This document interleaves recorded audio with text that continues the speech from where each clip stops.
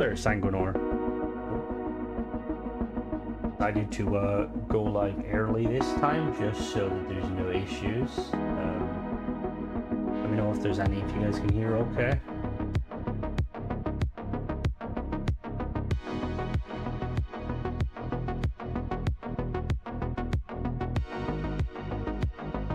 Be hyped in what we got going forward with the Starfield and some other games too. I'm kind of excited about Stalker.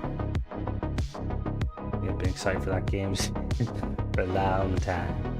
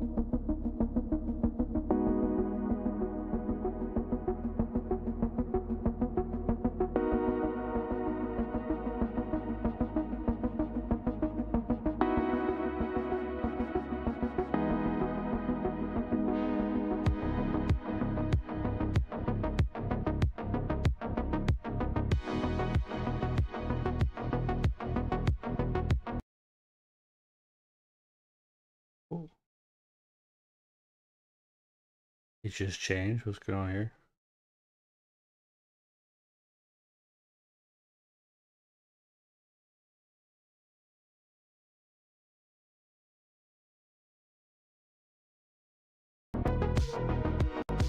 Very strange.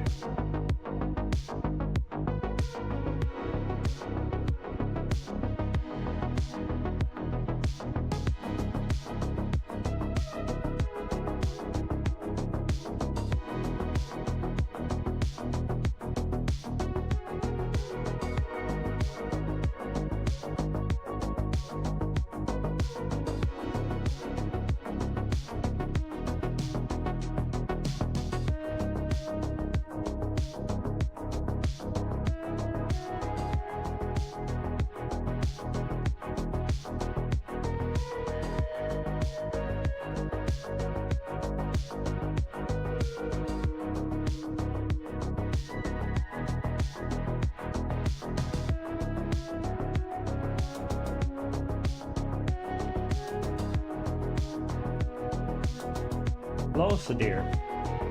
Arctic box, how goes it?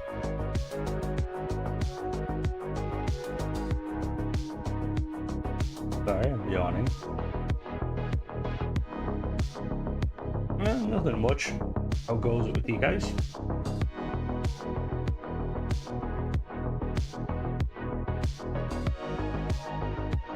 Looking forward to seeing what they've got cooked up. Hello, Shari, how goes it? Nice, nice.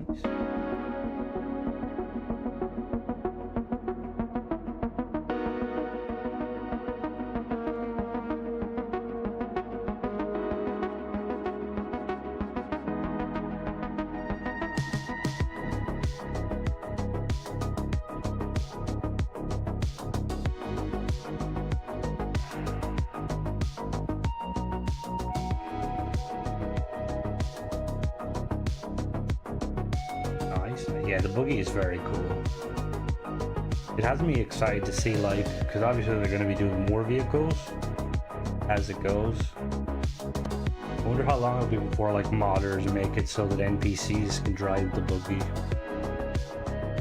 Because I feel like in its, like, current iteration, it wouldn't really make sense having, like, you know, like, if, say, like, Crimson Fleet or the like, Mercs rocked it, but if they kind of had like a different variant, like a more combat oriented one.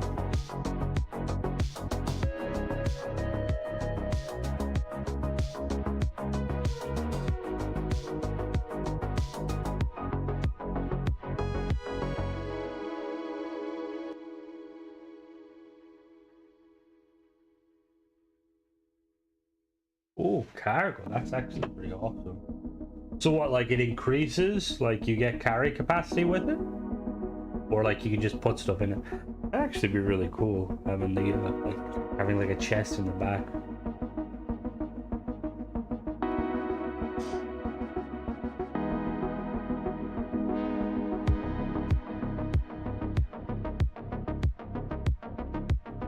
Like the mods that come out of the rover, like it's gonna be pretty awesome.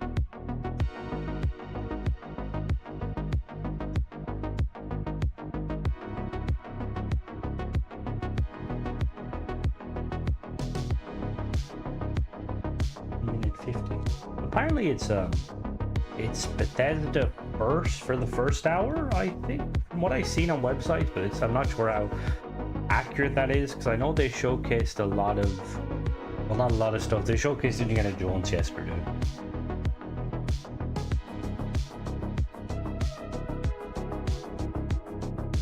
Alright, 1 minute 20, here we go.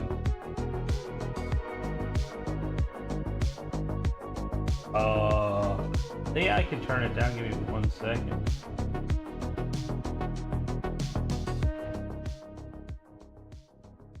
How is that? Is that quieter or too? How is it now?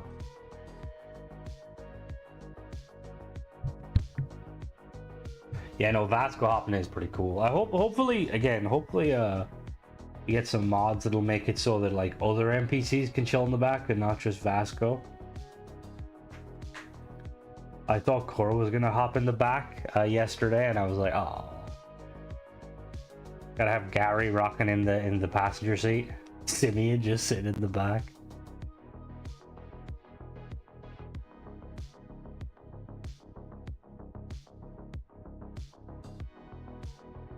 $26 seconds. Probably gonna get a trailer straight off the bat or something.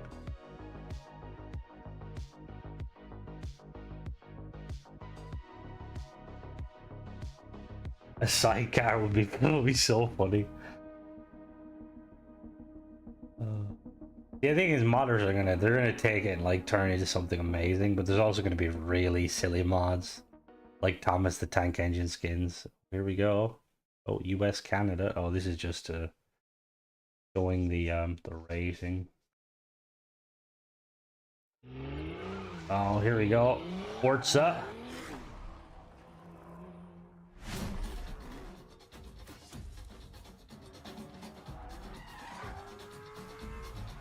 What was it?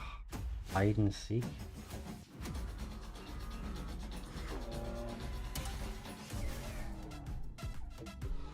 I always try to get into Forza, but I'm just not very good at driving.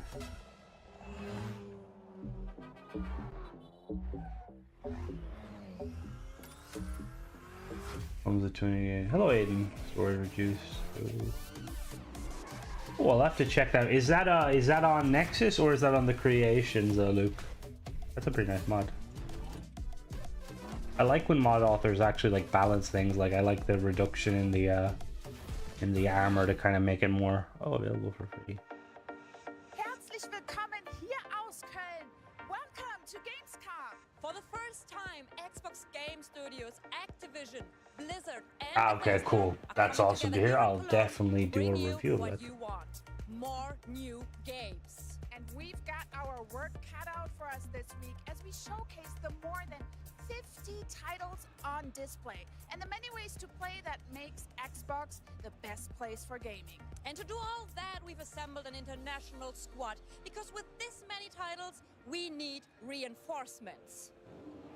That's right, Lena. You need a crack team of gamers willing to play and properly fan out over the latest titles. It's a tough job, but somebody has to do it. So get yourself ready for some live gameplay and some big announcements across Xbox consoles, PC and cloud, plus all the latest titles. Random spam call during the stream. No, in fact, Henry, we've already seen the brand new game mode reveal for Forza Horizon 5, Hide and Seek. Are they showing off a new Elite controller? Oh, it's the design level. But first, it's over to Charlie. To help kick off our show, we've got some very familiar faces here with us. It's Sarah Bond and Phil Benson. Thanks so much for joining us today. First question, how does it feel to be here at Xbox's Gamescom presence? It is so much energy here. It's been fantastic to see the fans, to be part of Opening Night Live last night, and to see their reaction. This booth, and I have no idea why we're calling it a booth. That looks like Star Wars Outlaws. Yeah, that is Star Wars Outlaws. Wonderland. It really is. It's an underestimation calling it a booth, right? With experiences, with games that you can play, things you can see, incredible photo opportunities is fantastic. So to see folks pouring in and experiencing it. And it reminds you of what makes this industry special, which is all about celebrating games, the joy they bring, and the people who make them. It's for us our first Gamescom with Activision, Blizzard, Bethesda, Xbox all here together. Is that the kind of the simulator game where you like? Because I know there's a hospital one, isn't there? I'll also say the industry's gone through a lot of transition with our shows, and seeing Gamescom as strong as ever. Apparently, Sony hasn't been at Gamescom since pre-COVID. And strength across Europe. Like we need more of this in the industry. I'm glad we're here supporting. And it's just awesome to see how the It's so cool to go to Gamescom. Bigger and better every year. We love to see it. Before we come to the booth, though, I actually want to talk. I saw you both were at Opening Night Live yesterday, and there was some okay, it's the top-down cool. In there. So, what was it like? I think it came out, I think, on Game Pass, and it was quite good from what I've seen of it. There's nothing not really good at those kind of live reaction. Those sort of games. See people marvel at the things that are being made. All the work being showcased, and folks put so much work into bringing that forward. I'd say for me, it was really cool to see Game Pass titles in the show. I think we had over a dozen titles that are coming to Game Pass in the show. We just have a fantastic lineup. But I was especially excited to announce that Genshin Impact is coming to Xbox. Yeah, that's my one. There's some I don't get the hype with that Genshin Impact. I have no idea what it is. I thought it was a mobile game. And it's also going to be on cloud. So that one was a real highlight for me because I know so many fans are excited to enjoy that on the Xbox. I love when creators are making new things, and you have to be really brave to come to a show, maybe before you're done, show your game, get the feedback. Teams that are creating new games. I thought the diversity of games at the show was awesome. Oh, absolutely. From big, huge games to smaller games, things we've heard of, seen, things we hadn't heard of. I also have to say Genshin, we got to meet with the MiHoYo team earlier in the day, and they had such excitement. The thing is, it makes sense, though, with the acquisition of Activision, they have access to, like... We can't talk about Opening Night Live. We saw some amazing new stuff from Indiana Jones and the Great Circle, as well as that exciting release date. We also saw the news about PlayStation as well, which is really cool. I'm really interested in that. So I want to know how this connects back to Xbox's perspective on how and when this approach happens to other Very yellow. I mean, I'll start just saying, Machine Games is doing such a nice job with that game. I thought it showed really well. And that's the most important thing is quality of the games, teams that are getting support that can go build the game. And it was just nice. The long gameplay segment that they had, I thought was fantastic. Going to the PlayStation announcement, obviously last Sea of Thieves. spring, I see some Sea of Thieves stuff there. I think there is going to be Sea of Thieves info. And we said we're going to learn. We said we'd watch. I think at Showcase, I might have said from our learning, we're going to do more. What I see when I look is our franchises are getting stronger. Our Xbox console players are as high this year as they've ever been. Amazing. So I look at it and I say, okay, our player numbers are going up for the console platform. Our franchises are as strong as they've ever been. And we run a business. Like, it's definitely true inside of Microsoft. The bar is high for us in terms of the delivery that we have to give back to the company. Because we get StarCraft to be really cool. I mean, supposedly there's rumors they're bringing World of Warcraft to Xbox. Now, I don't know how true that is. They brought Valorant. Both on console, on PC, and on cloud. And I think it's just going to be a strategy that works for us. And the last thing I'll probably say is I think as an industry right now, there's a lot of pressure on the industry. It's been growing for a long time, and now people are looking for ways to grow. And I think that us as fans, as players of games, we just have to anticipate there's going to be more change in how some of the traditional ways that games were built and distributed. That's going to change. That's going to change for all of us. But the end result has to be better games that more people can play. If we're not focused on that, I think we're focused on the wrong things. So for us as Xbox, health of Xbox, health of our platform, and our growing games, most important things. Oh, that sounds perfect. Lovely. Now back to the booth. I saw you both walking around earlier before you joined me up here, sneaking some pictures with devs at Frontier, Sega, and GSC Game World. So I want to know, Sarah, specifically what it's like to be working with our partners here in Europe, and what kind of evolution we can I think it was just kind of a figure of speech with the kind of the... Because it also mentioned, like, you get, like, a vehicle hangar, and I was, like, walking around, like, where is this hangar? Actively building games. It's a lot of emails. I know, it is a lot of emails for Xbox, PC, and Commando. console and cloud today. We've got over 20 of them here with us, here in the booth. Oh, And they it's been 100%. great to Hey, walk Space around, Brain! see what they're doing. 2 Point Museum for Sega Europe. We've got the Stalker 2 team. Oh, Stalker, there we go. Gimme that. The last couple of years has been a real highlight. So to get Oh, to be no, able to that's play what I mean, the like, game they again do here cause is a rift. fantastic. We just walked over and checked out Winterboro, which It's a very hard one because, like, Xbox is trying to, like, from a business point of view, they're trying to bring their exclusives to PlayStation, and they are doing that. But Sony is very dead set on not letting their ones come over to Xbox. Huge play base here in Europe as well. Yeah, So what kind of special stuff are you seeing from us over here? I mean, Europe's always been really... Oh, they will 100% even be like a mod for we it. treated this almost solely as a PC show. Well, I'm old enough that I remember we used to kind of take E3 and just show it again. Like, this was back when we didn't really treat Gamescom with the respect that it deserves.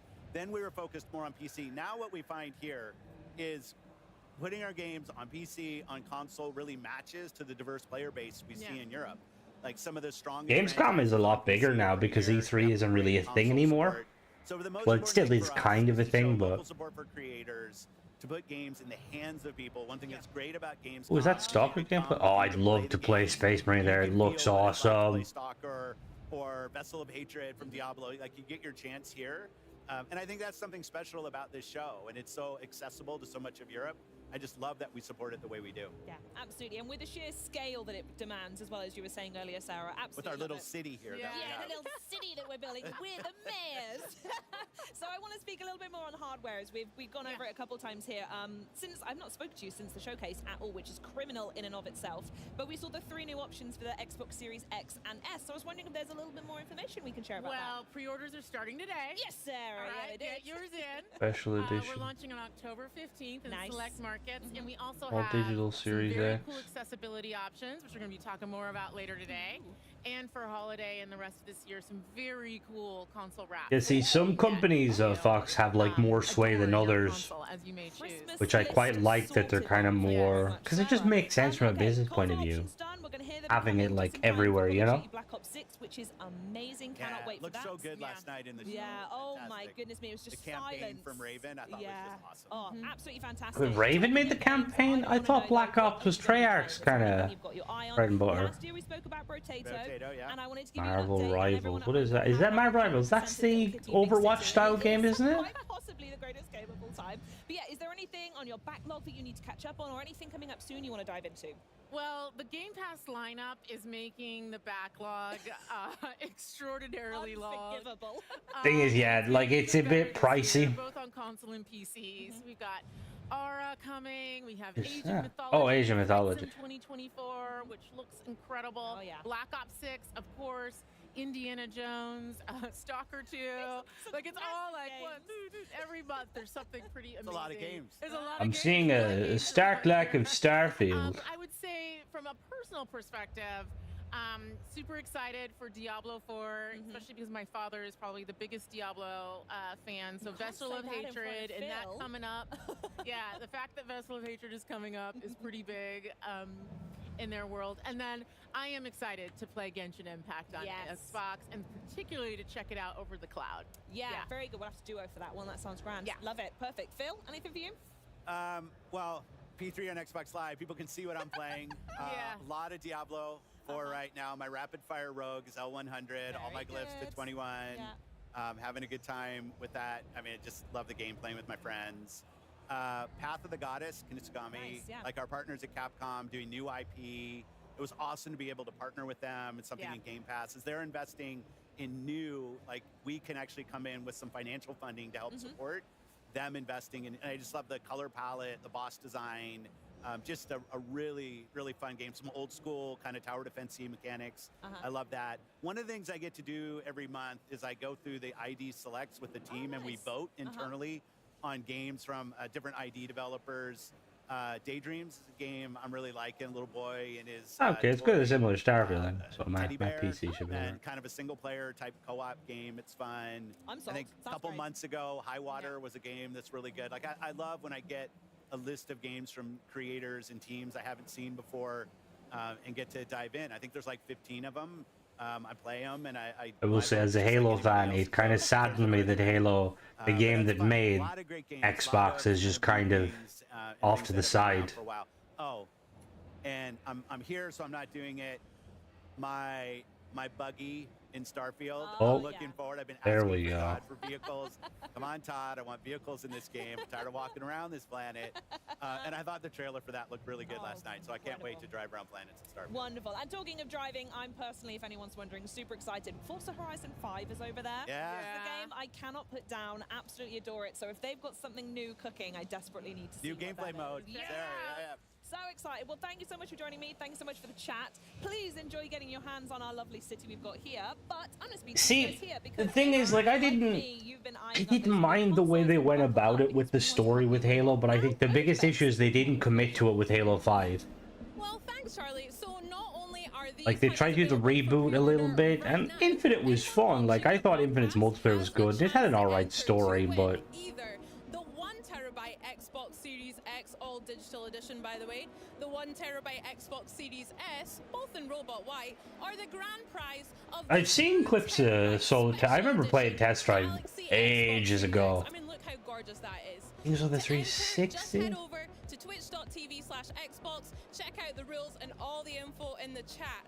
And It's sacrilege telling them to go over to Twitch when, like, people watching on YouTube. Forza Horizon 5's new gameplay mode reveal at the top of the show, the hide and seek.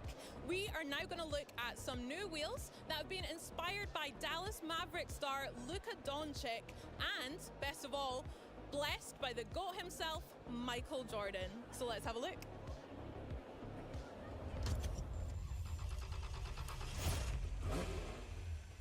What is that? I know cars. That's a car, right?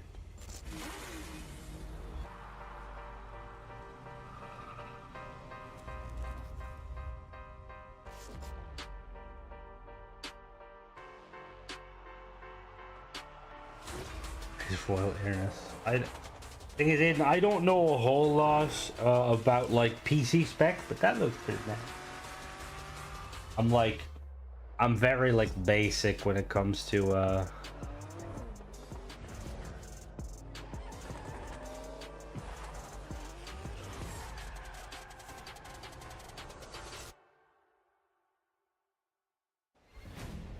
Hello, everyone. It is an honor to be here at Gamescom, representing the incredible work of our teams around the world.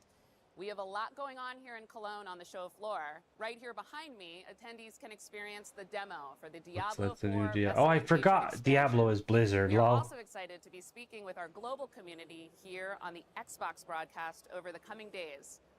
During opening night live, we shared that this is a massive year for Blizzard, particularly for World of Warcraft. The most ambitious creative endeavor for the team since the game's initial release almost 20 years ago begins tomorrow, with early access kicking off for our latest expansion, The Hey, War it's the Within. Lich King. That's Tomorrow, about as much Senior I know Game as World of Director Ian Warcraft. Hazzikostas and Associate Art Director Tina Wang will be sharing more about the team's work on the expansion and the role it will play in the three-part World Soul Saga. Last night, we also gave an overview of some new features coming to Diablo IV, Vessel of Hatred. And we know you have a lot of questions. So Diablo General Manager Rod Ferguson will be getting into the details of the new features coming with this expansion, and we'll share more about what's coming to Diablo Immortal. We're so excited to be here at Gamescom with Xbox Oh my God. and with all of you. Gaming is at its very best when we share our experiences, and on behalf of everyone at Blizzard, thank you for being a part of our legendary worlds alongside us. Now, before I go, I want to leave you with a parting gift from the Overwatch team. The origin story for our latest hero, Juno, now available in Season 12. Enjoy.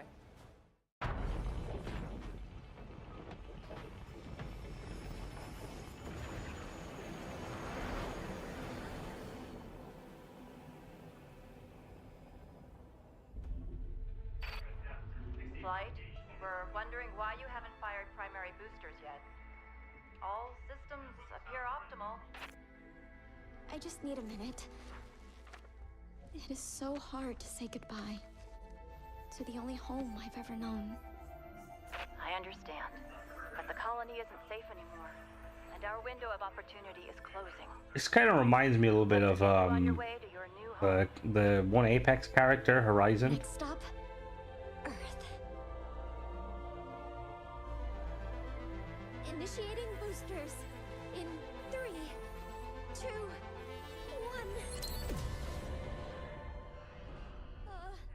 Control? Our sensors indicate an external issue. External? Follow protocols and you'll be fine, but you have to hurry.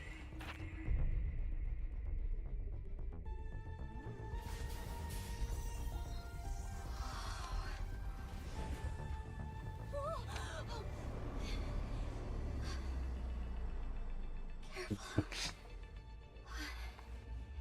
I'm going to find a way to save you. All of you.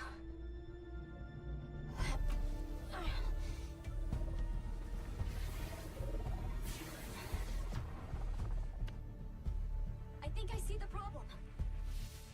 Copy that.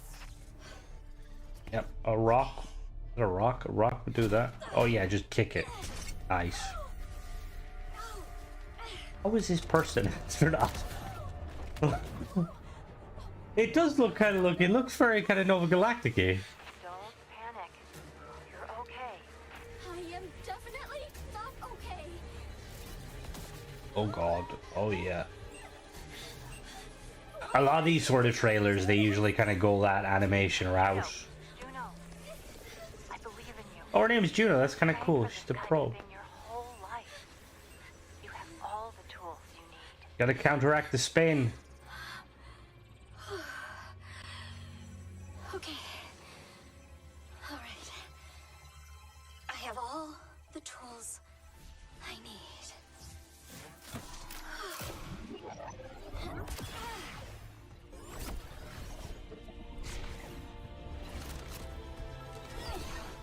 No, it didn't, Michael. Oh. We haven't got any Starfield stuff yet, which is weird. They didn't really mention it aside from the rover. Control. Problem solved. Hear that? Project Red Promise. So proud of you. I want you to live a long, happy life on Earth, sweetheart. Always remember, I love you.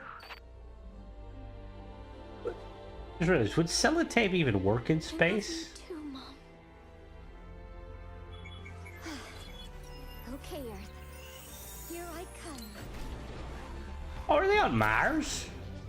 Why are they going back to Earth? I don't know anything about Overwatch. Attention, unknown craft. Halt your approach and identify yourself. It is too late to halt. I'm coming in very hot. Who is this? This is Overwatch. Hello, Tradesman. How goes it? I am tracking your trajectory and will have someone. Yeah, YouTube's notification system is very, very finicky. I am from Mars, and my name is Juno. Okay, that's cool. I've always wanted to get into Overwatch, but I heard like It's one of the fastest selling games in Blizzard's history, and it just made headlines again at last night's opening night live. And here to give us an exclusive look at Diablo 4's newest expansion, please welcome General Manager Rod Ferguson, Systems Designer Aislinn Hall, and Lead Game Designer Rex Dixon. Welcome, guys, to Gamescom. Thank you for having us. How you guys all doing? Yeah, it's exciting stuff. Now, for those of the people out there that might have missed what happened last night, why don't you clue us in? What exactly did you just do? Yeah, well, last night was exciting. So our game director for their Vessel of Hatred expansion, Brent Gibson, got on stage and he talked about something that we've been going even deeper on the expansion. You know, we've talked about the Spiritborn, the class. I didn't know Rod Ferguson was General Manager of Diablo. We talked about the new story campaign, but we're like, there's even more in the expansion than that. I'm pretty sure he used to be the head of Epic when they were making Gears of War. Undercity of Kuras, which is our new dungeon, which Rex will talk Or about. the head under Cliff Our Bleszinski. new Dark Citadel, which is our multiplayer co-op, and then the big thing was our trailer last night for our mercenaries. Ah, mercenaries. Now, let's talk about them for a sec, because this is a brand new gameplay feature. We'll talk about clips. past Well, how goes in a it? sec, but mercenaries seems really interesting. You showed off like this vignette with Yeah, I'm a little tired myself. Had a late one last night. Who are these people? Why did it feel like the right time to bring it in now? And how do you hope players are going to engage with the mercenaries? Yeah. Rex? So I think the franchise has a legacy of, followers and mercs, and we wanted to really reimagine that formula. And so we added this feature called Mercenaries to the game. There's 4 mercenaries that you can recruit. One is Rahir, one is Variana, Subo, and Aldkin, the demon child, which everyone got very excited about at the show the other night. And so there's a lot of depth in mercenaries. So you'll meet Rahir in the campaign. He'll introduce you to this hideout called the Merc Den. And within the Merc Den, you can find these quests. You have to go on these story-based quests to actually acquire the Merc in order for them to party with you. So each Merc has his own backstory, his own personality. And then once you acquire them, you can bring them into your party with you. And essentially it facilitates a way that solo players never have to feel like they're alone again. Because now they have this friend, this partner who can adventure with them. And so one of the ways that you progress your Merc is you have each Merc has their own skill tree. And you can sort of pick and choose. Those Mercs got nothing on Gary. And it's a really nice way to complement your build. So whatever build you're trying to go with, you can have the Merc set up so their skills kind of match and overlap with your own. We also have a system called rapport. The more you work with a Merc and the more you adventure with them, the more they can sort of give you more benefits and they can kind of grow in power. And so once you go back to the Merc Den, you can actually get custom rewards that you can only get by progressing your Merc, building up that rapport in order to access these really awesome rewards at the end. And then, so I'm going to have to be best friends with a demon child if I want to see the good stuff. Absolutely. All right, I'm in. And then this last feature we have is called reinforcements, where let's say you don't want to have a Merc in your party at the all the time. You can Did Diablo 3 have that when feature? I use this skill or perform an evade or something like that, I want this reinforcement Merc to jump on the field, perform an action, and jump back out again. Yeah. So there's a lot of depth, a lot of fun, and some great storytelling in the Mercs feature. Just to check, so Mercs, you can equip one at a time to complement your character, but you can access all of them and try them all out, see which one works best for you. Correct, and you can mix and match your combos, so you can have 2 Mercs, and one is your main Merc and one is your reinforcement. Oh. And if you're in a party, the party leader can bring a Merc with them. Sick. Yeah. So 5 That's things quite cool. Because there wasn't enough on screen already. I agree. Yeah, great. I know ESO did something well, I know ESO is a different style of game, but it added like companions, which was really good if you are a single player. The campaign flow, and so I kind of like associate myself with him because I'm a dad as well. I got 2 boys. Right. But also, like, I have a problem when I play Diablo, and I'm always speccing into damage and DPS at the expense of my defensive skills. And so here has this buff called Resiliency, which actually increases your armor, increases your defensive buffs. And so I actually rely on that to stay alive when I'm playing the game. Nice. Aislinn, how about yourself? Yeah, I absolutely love Varyana. She's just totally wild. She's a butcher who's also a former cannibal, which is just crazy. Yeah. And I love playing aggressively. You know, I love building momentum and moving Demon forward. I mean, I think anybody be cured of the Demon Child. Complements that very nicely. I like it. Rod? I mean, the Demon Child. All right, Michael, have a good one. In our world, and that explosive power, and the fact that it has the sort of the two sides, the human side and the demon side, is really cool to sort of complement the variety on the battlefield. Okay, well, you've picked 3. I'll take the one left over. Yeah, Subo. Yeah, I'll pick Subo. I mean, who doesn't love a drunken archer, really? I mean, that's... Exactly. You know, Thank you. Well, Drunken that sounds like archer. a lot of fun, but now, as promised, why don't we cover some behind-the-scene looks at the making Diablo 4 Vessel of Hatred. Check this out.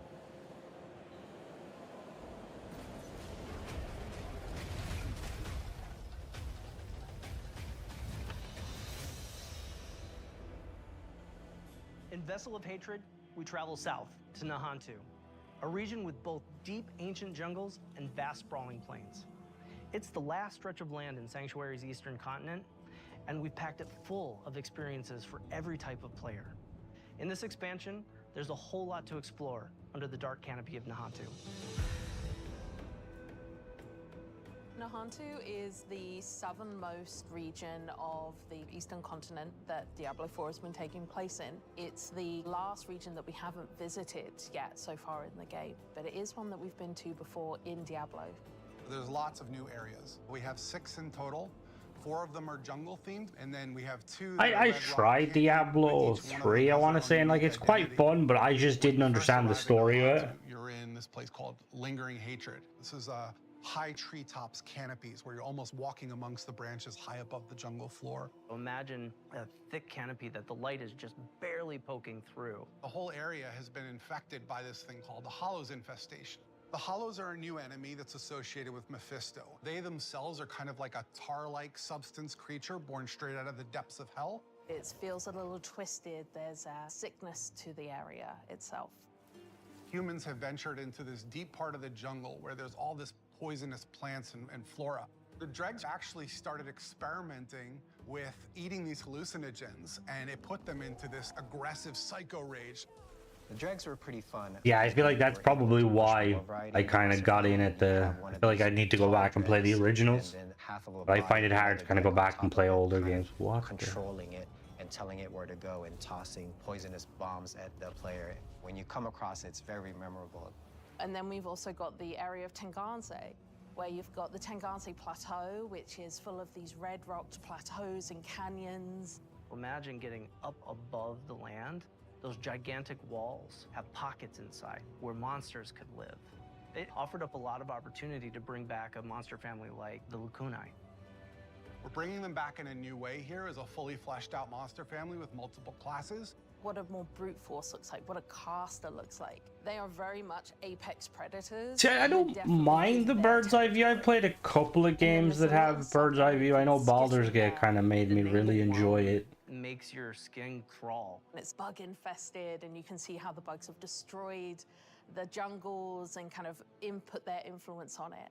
Within the Field of Giants, you have these giant corpses of these long dead demons that humans have begun to mine away at for their resources. While they've got a lot of use out of them, they're also toxic to the land around it. The notion of massive demons walking Sanctuary 1,000 years ago is really thought-provoking. Plateau's also got just this beautiful color scheme to the lighting. It's really lovely to be there. And then horrific at the same time, you know, it's great. The mercenaries in Vessel of Hatred are a group of people who we like to describe as ordinary people with extraordinary skills. They have the same level of will to fight against the demons of hell. And there's 4 mercs that you can collect over the course of the campaign. Starts with Rahir, a blacksmith and a shield bearer, is a more defensive fighter. He's able to go in there and soak up damage, use his shield as a bulwark against... See, I wonder, will these mercenaries be as good as a player character, though? The mercenary network. You end up finding acquisition quests for 3 other mercs that you can find throughout the course of the story. Subo, the drunken archer, is going to work really well for people who want someone who's out of the main melee, in the back offering utility. I would assume, yeah, I would assume not, just because they probably want you to play with other players. Close range. Got a really cool combat meter, a massacre meter where you need to keep killing enemies to get the meter to be filled. She's got a bunch of really interesting utility skills that you can kind of build in. Finally, we have the demon child S.T.A.L.K.E.R, who's a magic Demon child. who can transform himself from human form to demon form. Oh, that's actually quite cool. There's this really great reinforcement ability where you can take one of the mercenary skills and attach it to one of your powers, so that when you use that skill, it calls them in to do a specific skill. Mercenaries for Vessel of Hatred, one of the things we are expanding. No, not just for this one, just because it's supposedly Starfield. Type of But mercenary. I haven't seen anything yet. You could actually push a little bit more. I'll be live tonight though, playing some Starfield. The way you would want to play.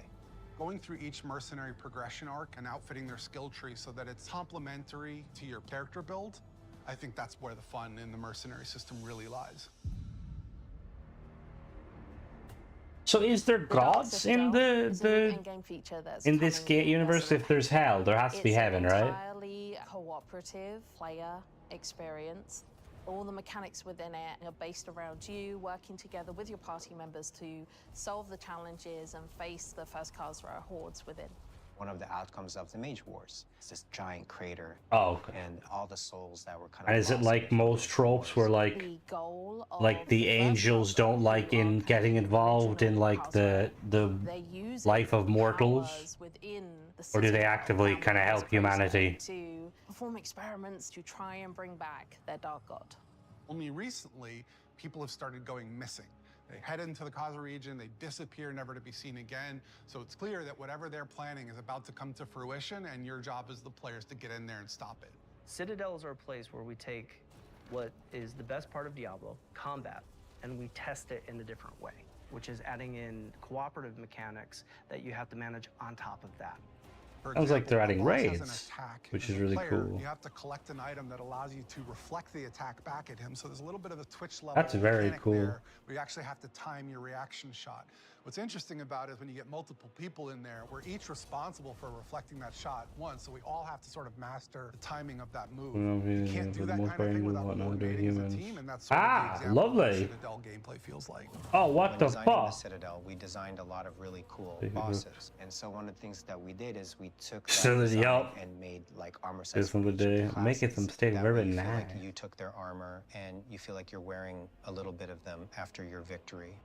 We also have a currency that's dedicated to the Citadel where... Oh, good Spider, welcome. You didn't miss my... Oh my god, that armor is very graphic.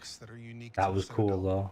You can play with 2 people, but the ideal experience is for 4. In order to facilitate that, we've built an all-new Party Finder feature, and the community has been pretty vocal about wanting this for a long time. It made a lot of sense to us to pair it with this new Citadel mode. It really is an activity that's geared towards people who love to play. I am a big fan when like kind of co-op games add that sort of end game kind of like raids or Destiny. I cannot wait for players to get or I think Trials are called in MMOs. To see all the little hidden storytelling elements that the team has fit in. There's interesting things to find and see and discover around every corner, and it's just a really great experience getting to explore Nahantu.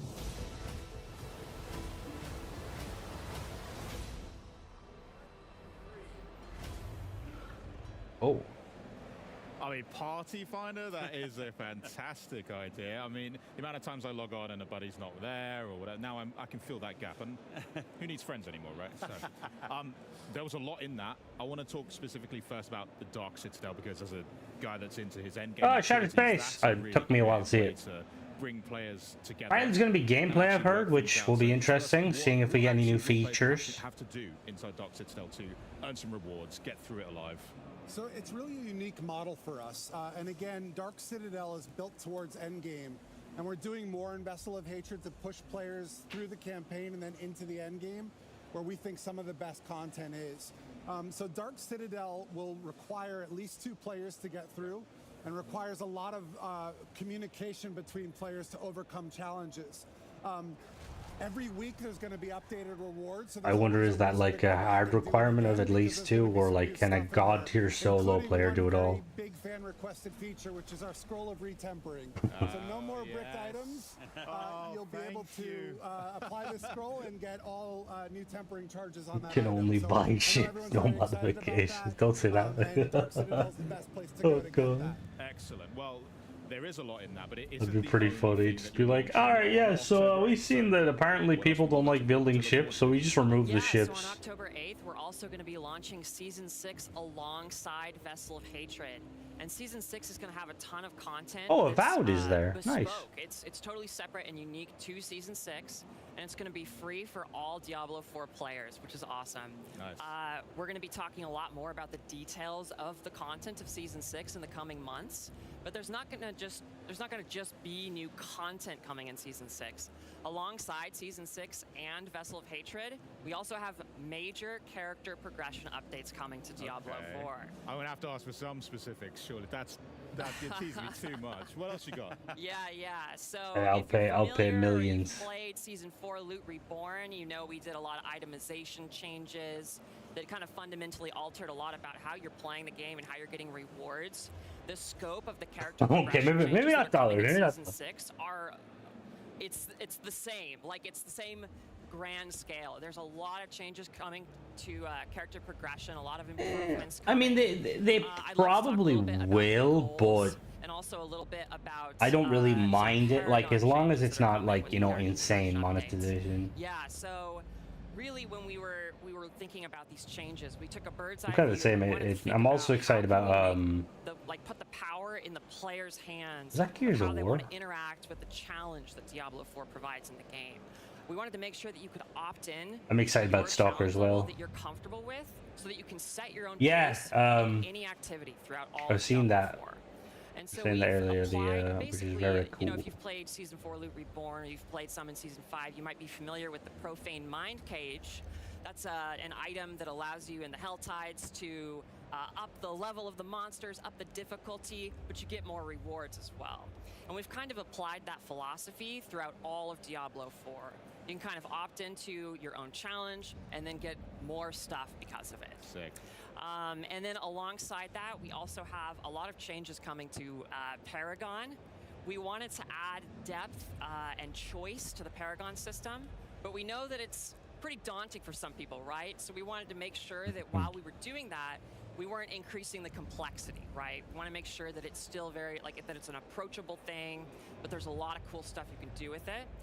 And I could go on forever and ever and ever about this for hours. I think they have to be kind of cautious of what they monetize, because like a lot of players will just kind of make mods, and you know they don't want to be seen as like, oh, we're removing this mod because you know we want to monetize it. I mean, the best way to phrase it is like what Season 4 did to loot, Season 6 will do to progression. Excellent. And the thing too, but just go back to the Party Finder, like there's things that people look at, like what's part of the expansion and what's not. Party Finder is coming to the game, not just to the expansion. So, oh, great. And what's great about it is not only can you access it through the social menu that you can see, or you can access it through your remote wheel. Bad Batch you is can actually very access it from nice. the map.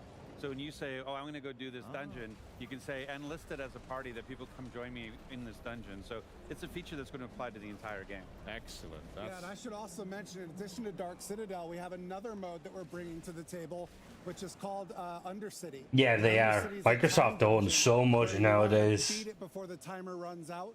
And that mode has modifiable rewards. So you get these things called tributes, and depending on which tribute you use, you can modify and scale your rewards with the difficulty. It's a really cool mode. We're really excited. And one of the reasons we built these two modes is this concept of new ways to play. Right? People love our game. They love Nightmare Dungeons. They love Whispers. They love Hell Tides. But what we really want to do is make sure we have enough canvas so that every user can find something that is uniquely suited to them. And that's what new ways to play is all about. Me and my friends, we just love being able to have a bit of choice, which is really fun in Infernal Hordes in the current season, for example, and being able to tailor exactly how messed up we want this level to get is really fun. So the fact that it's getting applied to more aspects of Diablo that's awesome to hear. But between now and the Season 6 launch and Vessel of Hatred, what other activities can players get up to whilst they wait? I mean, really, it's jumping into Season 5. You know, like you were talking about, Season 5 continues the pace of Season 4. You can level up really fast. It's very exciting. The Infernal Hordes is a great new mode. Don't So think that question was basically supposed it's to sort be of a horde asked. mode where wave after wave are coming after. You can go and fight the Fell Council to get your rewards from that. But that's really the big thing. And like, just even if you haven't played through the campaign yet, that's one of the nice things about on the Vessel of Hatred is that it is a continuation of that story. So where Neyrelle left at the end of the game, you can pick You that turn story up? Yeah, up I and get it can. and Sure. continue to play. So if you haven't played through the campaign yet, now's a great time. And I would be, I have to also do the pitch, right? Like, Go on. it's an awesome time to pre-purchase the expansion. One of the things we had some great incentives before, where you get the new cat mount, you get new armor, you get pets now, you get snow leopard and the tiger that'll follow you around and pick up stuff for you.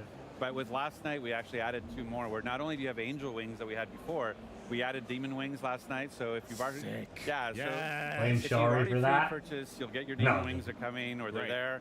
But it's a good time. And then we actually added with the deluxe and the ultimate edition, we've actually added 1 month of ultimate game pass. So if you haven't jumped in yet, or if you want to add an extra month onto your subscription, pick up the pre-purchase and you'll get an extra month. And I already got my code last night. I watched the show, got back to my hotel room, and there was my code for a month of ultimate. So it was awesome. Now you got to find some other games to play while you're on that as well. Yeah, well, in between Diablo. Is that possible? I don't know if that's possible. That's true. I mean, I've already put in quite a few hours into the current season, and yeah, it's so much fun as is, and I just can't wait to see the season 6 drop as well. Come on, give us Starfield or great new class as well. I mean, thank you so much. I don't know what else I'm going to play in the meantime. You guys have just killed all my free time. Well, it's great. One of the nice things is we have a demo like on the booth here. Here we have the whole Hantu corrupted, temple, and it's actually got a 20-minute demo of the Spiritborn. And what's great about it is you go in and you can pick whether you want to be a gorilla type or a type or a love it or hate it, an Diablo is a type very based on the prominent Spirit Guardians. game. But then when it sort of clicks in after you played it for a little bit, like, wait, these aren't 4 different classes. This is one class with this amount of variety that I can apply speaking to of the it. Empire. So you can go in and double down on the Jaguar. Like my shirt says, like, if you can be a Jaguar, be a Jaguar. Right? Like, the way they kind of worded it is you can mix and match. You can be half centipede, half is that gorilla, I want to and say pretty it's cool like mixtures of it's unique towards the play styles. middle, it So, seems. it's really exciting to watch people get their hands on. This is the first place that outside of press and content Thing creators. is, I'm hoping like they hit us with like something cool, because the fact that Phil Spencer didn't really mention it too much aside from the rover. Thanks a lot. You're going to stick around because we need to talk about that. Rex, Aislinn, thanks so much for joining us. Changing gears now, though, we are, for those of you who have been counting down the days to September's Diablo Immortal major update, we've got a sneak peek at the making of Immortal's hellish bosses, including the rebirth of the Dark Lord of Terror himself. The thing is, Spider, this is kind of one of the things with unspeakable horrors with Gamescom. Our boss experiences aren't something that you can get in any other game. Yeah, so I mean, so they gave the release date. This heightened sense of horror. We have to deliver the player with experience that they're the hero. I think the Yeah, so it's like that's what I mean. So it's interesting to see like what they're gonna kind of use to. Because obviously we're supposedly getting gameplay. 50 bosses now. Some of our bosses in Immortal are incredibly deadly, and we're really proud to be able to actually have the ability to bring Diablo back into our universe. Everything that Diablo does, everything that Diablo What is Immortal? says Is that needs like to be unnerving, terrifying. It is going to be a very, very difficult battle. The music changes, the environment changes, and all of a sudden, you have to fight for your life. So Deer's like, how dare you? The process of designing a Diablo boss is usually quite I feel like we organic. 100% will have to get new Depends powers. on the boss. Sometimes it starts with a cool mechanical idea. Sometimes it starts with kind of a narrative. The story team is going to have a lot of say in terms of like, what is the fiction behind the boss? And so what is the feel behind the boss? In some Yeah, zones, Game Awards is we yeah. are going to lavish incredible build up on a boss, especially the final boss. In Tristram Cathedral, before you fight Albrecht, the first Shardborn, there's a whole quest line that has you exploring the ruins of Leoric Manor. So and this, I'm learning assuming about this is a its past. separate And so entity? At the end, when you face him, there's this context and kind of a richness to the things that he is saying to you. Flesh will hush the voices. That if you are paying attention to the dialogue, will maybe resonate a little bit more emotionally. Do you see how much stronger I become.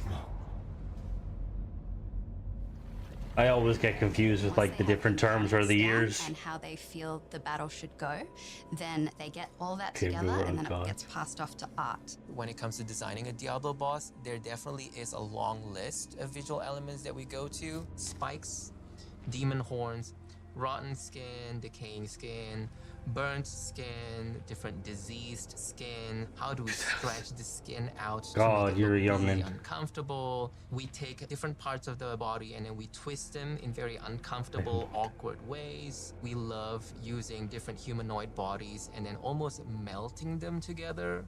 The intention in creating Diablo bosses is to instill a general feeling of unease.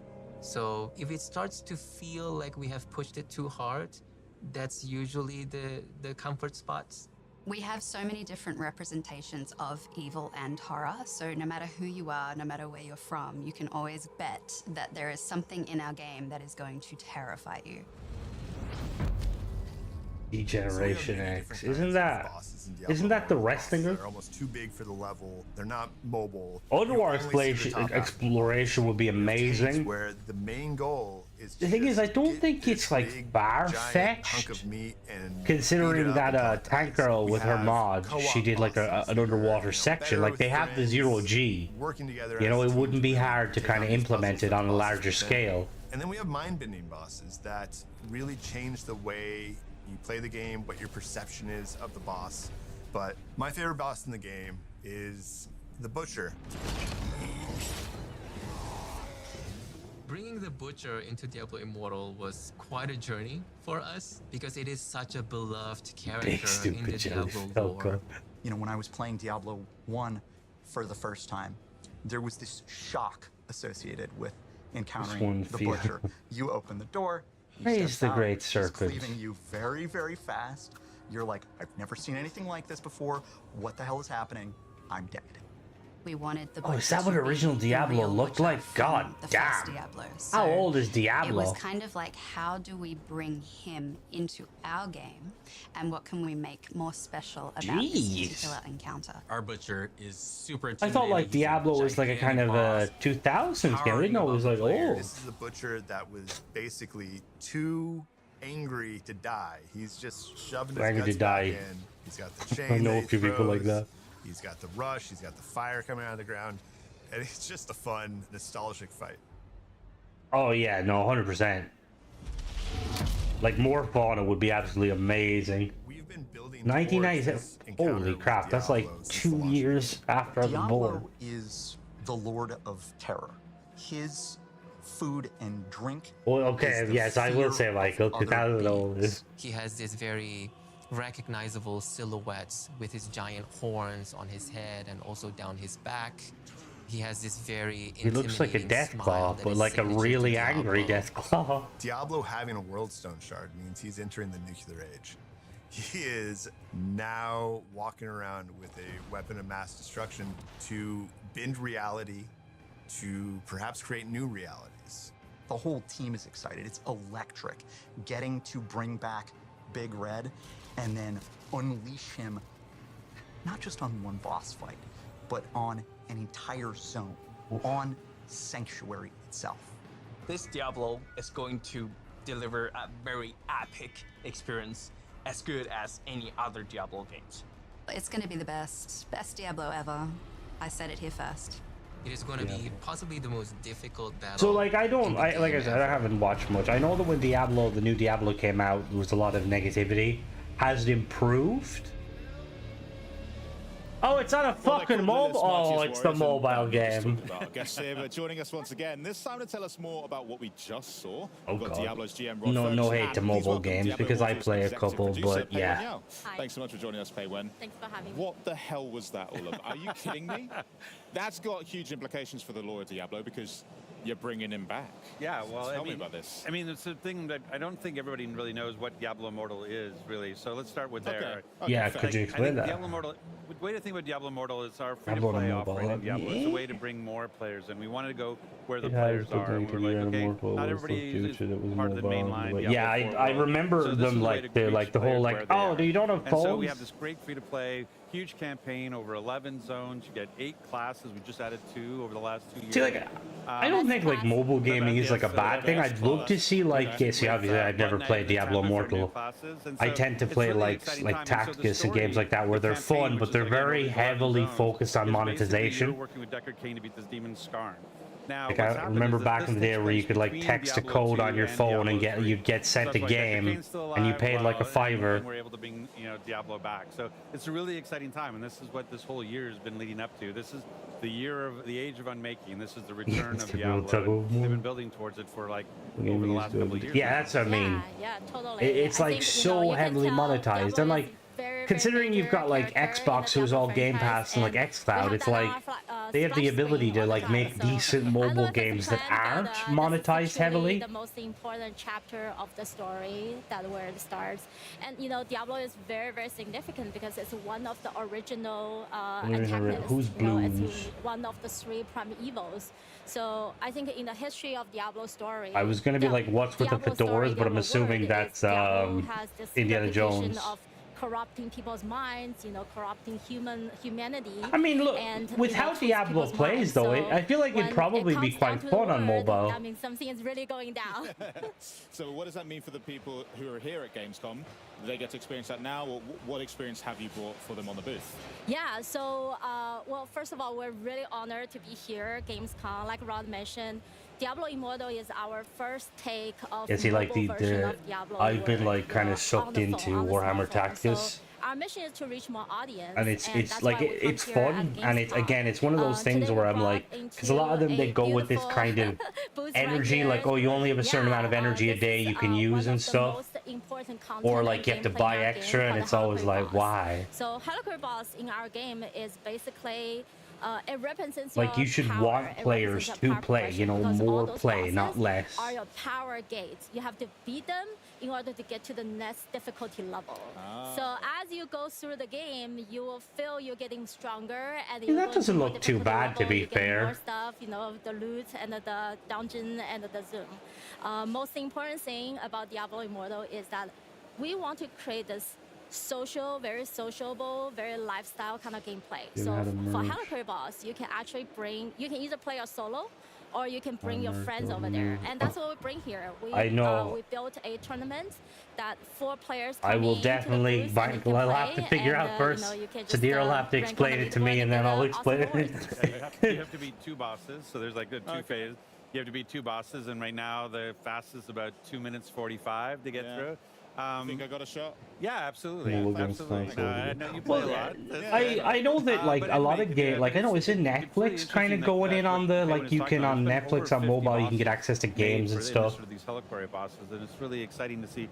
I remember back in the day when like the only real like mobile games you've got like tied to big games are usually companion apps. Also on PC, like you can play. Remember like Battlefield 4 had like a commander mode where you looked like you were playing like top down. You could like, and then we had the Fallout 4 Pip-Boy app. And the same game and the cross progression, cross play. So tell me about then the build up. Oh, you know what I just realized? What the players expect to. Can you imagine if Bethesda brought out a companion app that allowed you to build ships on your phone?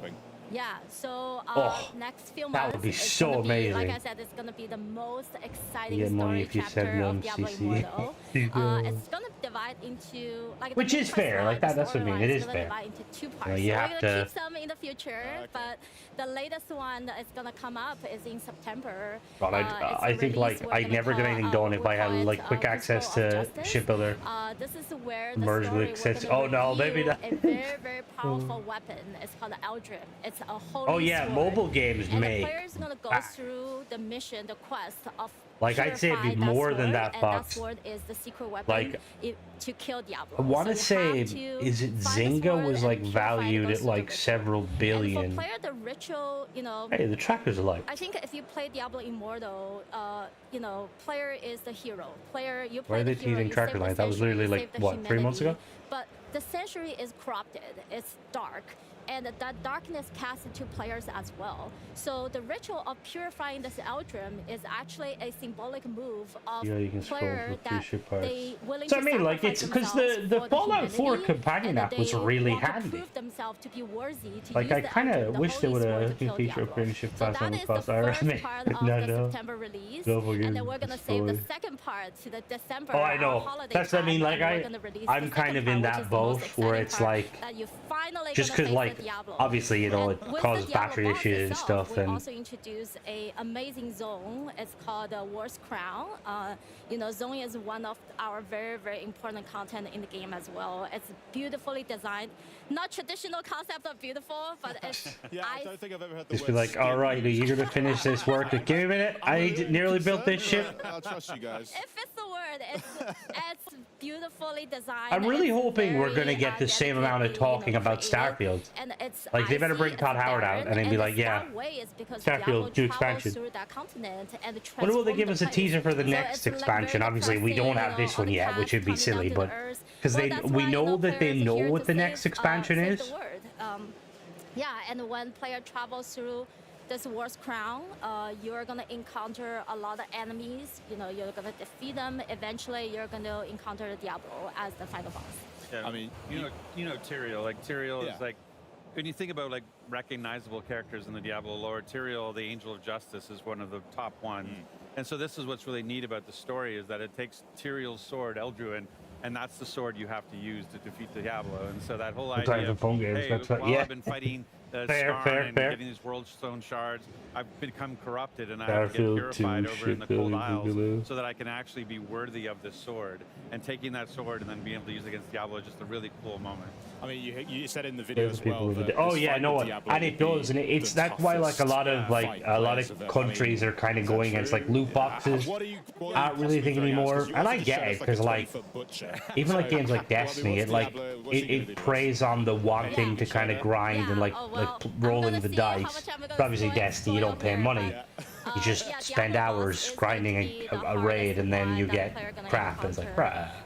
Because Diablo is such a classic And look, it's a character, great so serpent, we still haha, take a no. lot of, you know, the classic skills from Diablo. So, you know, it's still featuring I will fire, say, lightning. I will So be if you very go to the saddened battle, if have some Starfield equipment, have some gears gets that with the less fire, lightning talk resistance than will a be mobile helpful. game. No disrespect to the mobile Yeah, game, because it and looks because fun. you bring the But it's Eldrim to like, battle, right? So, I would like to assume when Diablo Starfield calls costs a all his lot more Diablo, to produce than this mobile soldiers, game. and they will swarm And I never over know. to I don't know you, much about and you mobile have to beat gaming them and really, really how the fast, development and that goes. beat up of those enemies actually gonna recharge your Eldrim. It's gonna be, it's gonna make the Eldrim ready to, you know, make it good use. So yeah, and by the end, I'm not gonna, by the end, hint, the real end. Oh, come on. The real end, you're gonna see this beautiful cinematics. It shows how Eldrim, player take Eldrim and eventually kill the Diablo. So That's yeah. all so exciting. I can't wait to. Oh yeah. Well, I'm gonna have to go and set a time on the booth to make sure I get a chance at that leaderboards. But I want to thank you both. Win, so we have the Inarius statue, you know, the really big one that's the size of the Yeah, Even I want it. Yeah, nah, you're gonna fight me for it. I'm taking it. I can't. They're gonna kick me That's out. what we're doing straight after. Oh yeah, no, that I Yeah? agree. I'm gonna come out 100% on down. top, Like it alright? is. Awesome. Well, thanks so much for joining us. I hope you enjoy the rest of your Gamescom as well. See, I like Coming how up, though, the Bethesda team did from it back with Fallout 70 or Fallout thingy. Like they made a game. It was kind of gimmicky, but it was also enjoyable. That are enabling players everywhere to play the way that they want. And later on, we're going to explore the newest Starfield expansion, Shattered Space, and find out why fans everywhere are setting aside gigs of space to explore even more of this epic open world. But first, do you know what's great? Xbox Game Pass. Yeah, take a look at this. Welcome to the gameplay commentary of our new game, Lonely Mountain Snowriders. Oh which is yeah, the spiritual 100%. Yep. successor to Those Lonely ultra rare Mountain items are like, when you see the that's It's why a like steam game in which some players games need they to don't find their show own the way down the percentage, and then some mountains games I like when wild, games beautiful mountains. show them. Our most important new features are a real-time online multiplayer in which up to 8 players can play cooperatively or in a competition, as well as a new trick system that allows you to pull off awesome-looking Atomfall. flips, spins, It was just in grabs, ticker with or super Starfield. cool combinations of Atomfall is the Fallout style game based in London, not the or in England.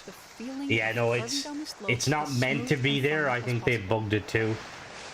Skiing is all about using It's the like terrain the in your if favor. Fallout was based in You need to England gain game that the looks kind of maximum interesting. to do the longest jumps It's nothing to do and with use the Bethesda best though, shortcuts. and it's not the mod either. It's like On a top full. of that, It's you made can by. also I'm do pretty sure it's tricks made by the guys right who made after Sniper exploring Elite. Cross rivers and icy lakes.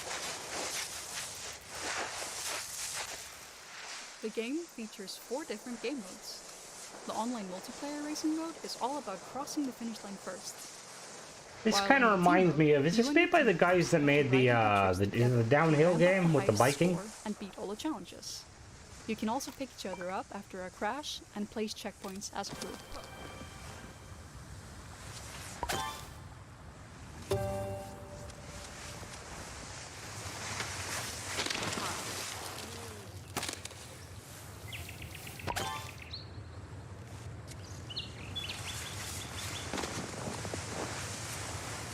In the solo mode, you have to beat challenges to unlock new mountains and trails. You can also try to reach the top of the leaderboards, or beat your own I mean, bosses. that's how it should be, 100%. Like, it should show you the percentage. Because, like, a lot of people, like, won't buy something if it's, like, a 0.001% chance. You can ride all trails without any kind of pressure and freely Oh, explore no, the no, I know. mountains to No, it find wasn't, secret spots or just I was enjoy talking more the about the, beautiful that Atomfall, which Whether looks you're quite playing good. multi or single player, you will gain experience to level up your profile, unlock new ski types and trick poses, and a large variety of customization items. A lot of games, they get around the whole, like, you know, thing by making it so that you have to go on a website. Like, I know, World of Warships does it with all their loot crates. Oh, here we go, PC Game Pass.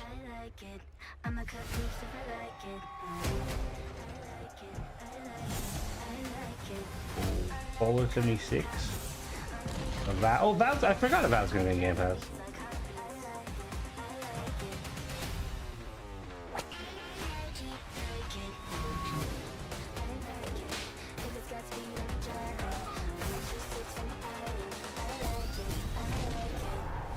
Age of Mythology. EA Play, oh yeah, sure. Jedi Survivor. Hello, Flippy. Valorant, there's the game. It does look quite good. I like the whip. Hey, there's Starfield. I like the whip. I don't think I've seen many games that have done a whip. The Xbox Game Pass hype is real, and right now it's easier than ever to join the party, especially if you play on PC. Why? Because PC Game Pass is designed for PC players. Get new games on day one like Call of Duty Black Ops 6 on October 25th. Play some of the biggest games of the year and unlock partner benefits from Riot Games and EA Play. And if you're not already a PC Game Pass member, join now and get your first month of PC Game Pass for $1 or €1. This offer won't last long, so act now. But first, this post-apocalyptic horror action title is set against 64 kilometers of eerie, explorable area. It's also one of the most anticipated games of the year. And here to bring us back into the zone with some never-before-seen gameplay of S.T.A.L.K.E.R 2, Heart of Chernobyl, please welcome game director Eugene Grigorovich. Eugene, welcome to the show. Yeah, thank you. Thank you for inviting. No, honestly, it is so exciting. We've got it on the booth here at Gamescom. I am really excited for this game. This is supposedly the game that kind of made Fallout like first person. The previous was a year ago when we bring our demo, which was shown just on the PC. Yeah. And today we are bringing another demo, which will launch on Xbox Series X. And for How about S.T.A.L.K.E.R now? It's looking very good, and we are happy for Oh, S.T.A.L.K.E.R! It looks so good. We get the first impression from the players and the press, and till now, I'm happy from the gun mechanics look really good. It's very Tarkov style, highly customizable. Because what we're going to do as well is we're going to hop straight into the gameplay that you're going to talk us through. So anyone watching who's excited to see S.T.A.L.K.E.R 2 for the first time, if they haven't already, can see what they're going to be getting their hands on. So. What are you kind of... So, are we going to bring the... It did get delayed a little bit. So, as we go, if you want to talk us through this gameplay... Oh, they already showed the ammo down the bottom. I love this. Yeah. I'll take this part. So, here the player is doing his first quest, and he got a scanner, a device. Player at this point doesn't know a lot about how it works and what it's for. He just gets information that it somehow recharged an artifacts that's put it inside it, and that if it got successful, it's gonna bring a lot of let's say money. Maybe something else. So at this point, player don't know what is the goal of the character, why he's doing it, and he's learning the story about your character also by doing this quest line. Because this is actually the bit that they've got on the show floor here, isn't it? At the start of the game. Yeah, it does. They look I had so much fun. I very get what nice. you mean as well when you're just trying. I kind of feel a little bit for that guy because I'm assuming English isn't his first language, so like he's. But what about the combat in the game? Well, here we go. Here we go. Oh, I like the movement. Yeah. So it's a group of bandits. They were resting just nearby in their camp and doing their cheeky bricky stuff, and then they saw that something happened. A wall was destroyed with a huge noise. They just turned up going to see what's happening and found you, a player, and it's amazing as well, because I found myself when I was playing this I was like the flashlight turning on and off, and like you can also like lean round corners, can't you, to kind of like engage fights from like a bit of cover. Fuck off, sorry. So it's very important in this game to have a proper tactics. You should hide a lot. You should use your medkits. You should survive. Oh, and they have the. I love that kind of Daisy style. You know, you have to be careful what you're carrying. Oh, and there was a 74U. Go from other side, and it's pretty stressful. So I love Fallout, but I will say, like, I love when they do like a kind of a European base. What we can see, yeah, it looks so immersive. Several deaths. It's very unforgiving as well. And double barrel shotgun. I found that it's like a big part of the game is like looting. Yeah, Daisy is such a good game. What kind of things should people be looking out for when they're looting? Yeah, so the part of the game, so while we are fighting, we are losing our resources, consumables, food, ammo, and after the fight finished, we have to get through the dead bodies' pockets to find some ammunition, maybe loot their camp to restore what we just spent, because without it, we just run out of ammo, and the player would be like stuck. Because that's the big thing I have. I am very trigger happy when it comes to first-person shooters. Like I fire way more bullets than I should, and then I found myself as well. I was like, I need to go check every building that I can because I need more ammo. Like, what kind of advice would you say I played a fair bit of the standalone on Xbox. I love Daisy. Spend their time in the world.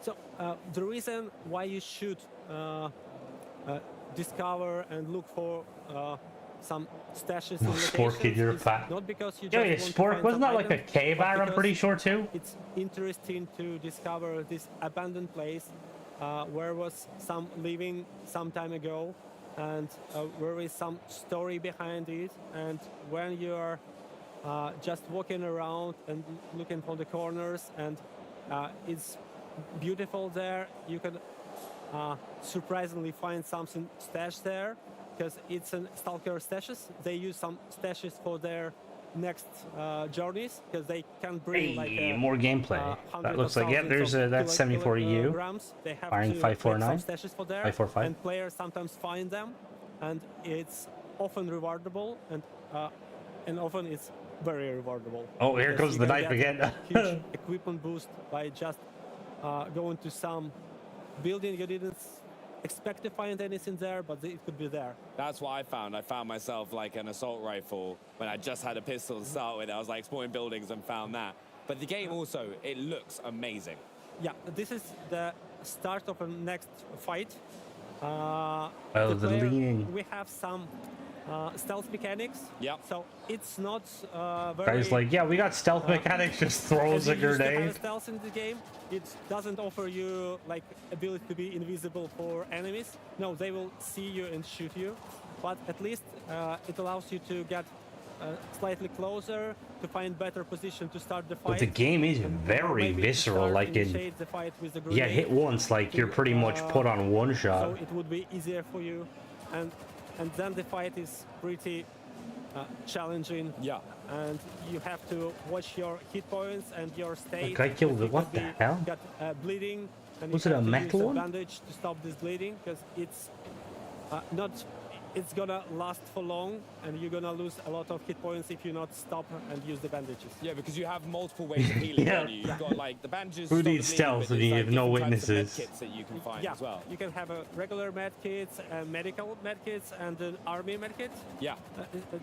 And they provide additional boosts, but mostly it's restoring the hit points. What do you mean, But Flippy? also, if Like you're it feels not in very the fight Tarkov? and you just needed to recover Oh, a can small he portion climb of that? health, Is the you can question. just I am eat assuming he can and climb that. Is the it will matter. also bring you a small portion of hit points. See, that's what I loved as well. I found like there's so much resource management that you have to like pay attention to as Stalker, which really gives you a different challenge. So it's like you said, if you don't eat, you're going to perform worse in gunfights. Yeah, so you have to watch about your state, just like you're watching about yourself. So we try to bring this simulation or atmosphere as you being the real human that goes to Chernobyl exclusion area with your backpack, with some food. Oh, he got him. And good for you them. just have to do the same things to survive in the game as in life, because you have to eat, you have to sleep. I love the option to unload the gun like you instead of fall taking it. or So it's like if broke you your just leg, want the you have to mag. use some med kits to survive this, and that's what we are doing here. Yeah, no, I honestly, like, it's one of those things. I'd recommend it to anyone. If you haven't had the chance to just play the original Stalker as well, because when I got to play here, you just think and approach gunfights so differently, because there is that like Oh, here risk comes the element, knife like, that eating. risk element. No, and some no. of the enemies, like I was jumping Was out that of my skin M16? because there was, No, like, what a is that camouflaged gun? opponent That M4? that I came across in the demo here at Gamescom. And Looks like an can you tell us a M- little bit more maybe about not. the enemies that we're going to face? Yeah, so Retold. the zone is Maybe inhabited yeah. by different Helping us see. factions. There are factions that came from the first Stalker trilogy. Oh, and there are look at new them. factions, Oh, the and they attachment. have I a love the story attachment behind them of options. how they appear, what is their goals, and for the player, it would be interesting to uncover and discover these stories. And it's important to mention that from one walkthrough, the player won't know the whole story. Yeah. So you had to have several walkthroughs to get. You all see, like these the guy pieces eating together, the pork or chop in you can, Starfield. discuss it with your friend, who choose some other path, and you can share the information about what you see to Oh, I hear each other. wolves. Oh and god, you uncover, flashbacks getting I assaulted by didn't wolves in expect Daisy. It would happen like this. Yeah. So it's for me, I find it should be interesting for people to discuss their experience Makarov. with each other. Yeah, we also saw just beforehand, right, we can actually see the scanner going on right now. Can you talk us through this? It's echo scanner. It's a simple scanner. You just beep, and the faster it beeps, the nearer is an artifact. Yeah. You can collect an artifact just by using scanner, and at this point, player face that bloodsucker. No, like you will see NPCs in Starfield will eat, yeah. You have an ability to You can watch them, invisible like to they'll player, sit down and eat and stuff. We found that from the feedback of the players and from what we see that God, he's doing quite teleporting challenging enemies. for the players. God, no, that's. And, but also it's very rewarding, because when you start playing the game and you start facing some challenge for the first time, you may die, second time you may die, but after it becomes easier for you, and at some point you become master. You may die. Everything is You may easy die to a you, lot. but it takes. But eventually you time won't to die. learn the game. I do like games like that though, like that's why I love Fallout Survival Mode, because it was challenging and it would punish you if you made mistakes, but it was so rewarding. Is that an M4? It's like, I love that in this game. Hey, is that M4 or M416?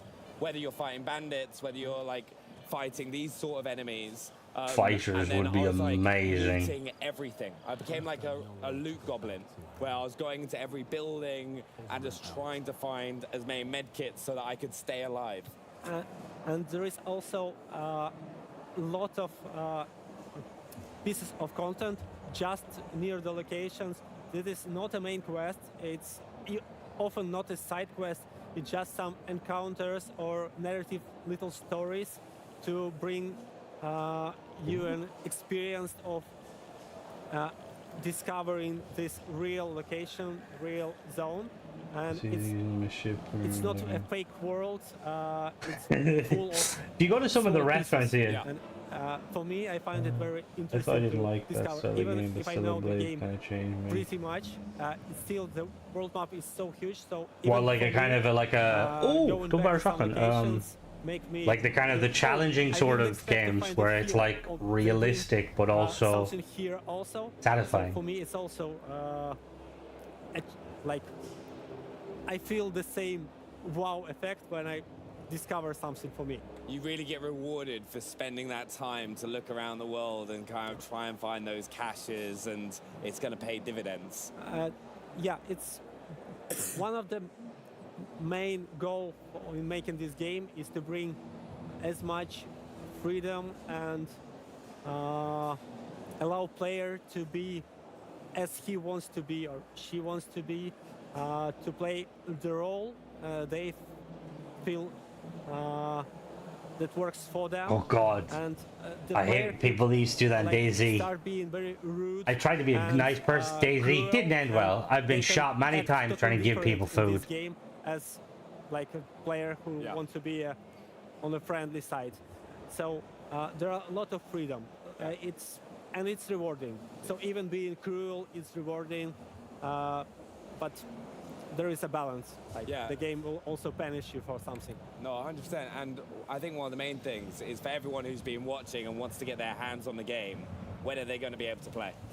It's November, so it's not so much time left. And for us, we are like every day counts. I'm kind of glad they're doing November because obviously I would have liked it sooner, but putting it out alongside like Starfield's like, you know, update and then obviously Space Marine, at Gamescom, I can't wait. it'd be like, oh God. But thanks so much for stopping by. You can get Stalker 2 Heart of Chernobyl on November 20th, and of course it launches day and date on Xbox Game Pass as well. But now to a new line of Xbox accessories making a splash here at Gamescom. Take a look. But thank you so much, Vijay. Thank you. Thank you. 20th, the Play video games. Good job.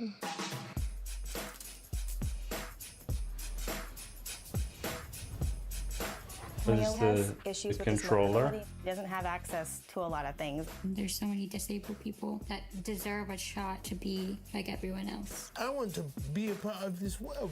So this is my Xbox adaptive joystick. It allows her to use the controller without using both hands. It just clicked to him. This is a joystick, I manipulate the character, and this is how I'm gonna move myself. You've got every battle covered. Yeah, the devs are Ukrainian. This is how we do it. This is my thumbstick topper. Kind of looks like a nunchuck. And this is what I use to make it easier. I mean, I will say though, Aiden, I don't mind this sort of product promotion because they're like trying to promote to people like, you know, who might have a hard time playing. Be yourself, design it how you want. You're playing with your Xbox controller. Right side, right side. With the Xbox controller assist, when he needs help, when he gets stuck, I can at least hit the gas for him. Then he can control the rest. Atomic.R that's the what is that? That's the game with the kind of the cyborg ladies, isn't it? He enjoys winning and will definitely let you know when he does. The adaptive controller wasn't too. I think it's a little bit. It was a little bit more expensive than the standard controller. Big news for all gamers everywhere. We've got some new accessories designed to give gamers more ways to play. And here with all the details, please welcome Xbox Principal Designer Chris Kudrowski and Senior Accessibility Product Manager Caitlin Jones. Welcome to Gamescom. Thank you, Maxie. Yeah, thanks for having us. How's Cologne treating you? All The good? thing is with the third, they don't. It wasn't that they banned third party specifically. It was that they banned third party that aren't associated with Xbox. You can still make third party accessories. Xbox Adaptive Controller launch is 6 years ago. But you didn't stop there. So what's new in the world of gaming and accessibility? Yeah, Can you make an Elite control that doesn't break after a month, please? Xbox Adaptive Joystick. It's a wired controller that is designed to be a companion for our Xbox Adaptive Controller as well as other Xbox controllers, and that will be available to customers in 2025. Yeah, this is in Germany. Yep, it is indeed. In 2025. Are people happy? As well as our Xbox Adaptive toppers. That you can I create. mean, I will with say the Xbox idea of Design having Labs. like a second And these are controller really that acting great, as a kind of a especially for co-pilot would be players who might helpful. have some difficulty Or when I'm using the having trouble thumbsticks in on their ship controllers, combat, they where you can guys choose could from take different over. Shapes, customize the sizes, the height, and the width, and attach What's them a to Hall their effect adaptive sensor? joystick as Is that well like a as new their way Xbox they do Wireless the or thumb, Elite like Series the 2 how they control controller, thumbsticks? and really customize the way that they interact and grip with those thumbsticks on those controllers to meet their unique needs. So overall, we're just really excited to continue to expand the ways that players can play the games that they want to play and also how they want to play. But it doesn't just stop with our It's Xbox I find it kind of accessibility interesting because offerings. like We also have use the some Razor really Wolverine. fantastic The Razor partners Wolverine that are binary designed has for one. Xbox Apparently, it's program, awesome. It's just a bit including pricey. I mean, saying that. BioWave, Too, who are also It's not announcing new, some more exciting common. accessibility news Magnet. today. Ooh, so that yeah, And technically with speaking, it'd be everything in more your line of reliable. work, the feedback from the community is crucial, and the gaming and disability community was also instrumental in feedback for creating the joystick. Can we hear more about that? Yeah, that's a great question. And certainly at Xbox, we are firm believers in the We saying remote nothing both about these us without controls us, could run. meaning we do not create I'm kind of surprised we don't see more because like the Wii was obviously quite cool, but it like had some kind of interesting features. Like I know collaborators and they're the experts in what their game own is it? Is it experiences the and PlayStation needs. that has So it like you from can move very smoother early almost on here? with the Yes. adaptive joystick, Give me we the had our zero dead disability zone. I community hate dead hands-on zones. with early designs and functional prototypes, and I know Chris will share a little bit more about that on the See, hardware that looks design quite side. cool. But even from a software perspective, you know, we've really heard from our players that they wanted an affordable joystick for their adaptive controller so they can easily find that and have that as a resource I to can them. fly most But days, also just you know, something that flying fit usually in means hitting seamlessly things. with their existing setups. So we knew it was important to create something that was highly customizable. You can remap all of the buttons on the joystick. You can create different profiles. You can Remapping buttons is something that all games need to have on Xbox. Like it really infuriates me like that Xbox is going for this infrastructure where it's like you can play your games on PC or Xbox. And then there's some games where you can't use it. And kind of play that way. So all in all, the disability community's involvement is absolutely critical in everything that we do, and we're so grateful to have them as co-collaborators and designers in these processes. Oh, you mean like you mean like you have one for like yeah. So how did the community feedback? I think I might need to get in that. My current one's a bit janky. Like Caitlin mentioned, we're always looking for that feedback, and for this device in particular, we actually visited a hospital in Seattle that uses gaming as therapy for some of their spinal injury patients. So what that means is we went there with a box of prototypes, got feedback on the grip size, the shape, the number of buttons, where the buttons were located. They liked some of the stuff, they didn't like some of the stuff, and that's exactly why we're there. One of the most important things that we took away from that meeting was the importance of having the controller be mountable. Lets you put it in a lot of different positions, hold it stable if you're not able to hold the controller. Oh yeah, 100%, Luke, 100%. It really infuriates me we can't do that on controller. Or actually on the adaptive controller as well. See, the swappable does seem really cool, but it's also like it feels like they're kind of putting one-on-one together and getting five. Like, cause I don't know the price of like the you know the swap of in and out things. Do you 3D print Swappable. prototypes? Do you mold? It might actually be quite affordable, we but do both of those things. Usually, I like to start making something. I can only with the Elite controller.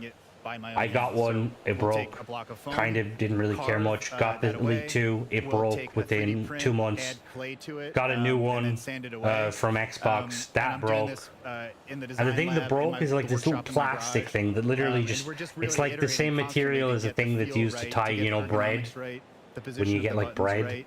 And it's like, how can a controller be so expensive? And then add those details throughout the Cillian design Murphy. process. One of Is the other that things that's purse really like? Does that important cover from a both design- sticks, from Dong, my or is just perspective one? as a designer? Cillian Murphy. And this maybe sounds obvious. We call that a It's an fade Xbox in controller. It in should Europe. look like an Xbox controller.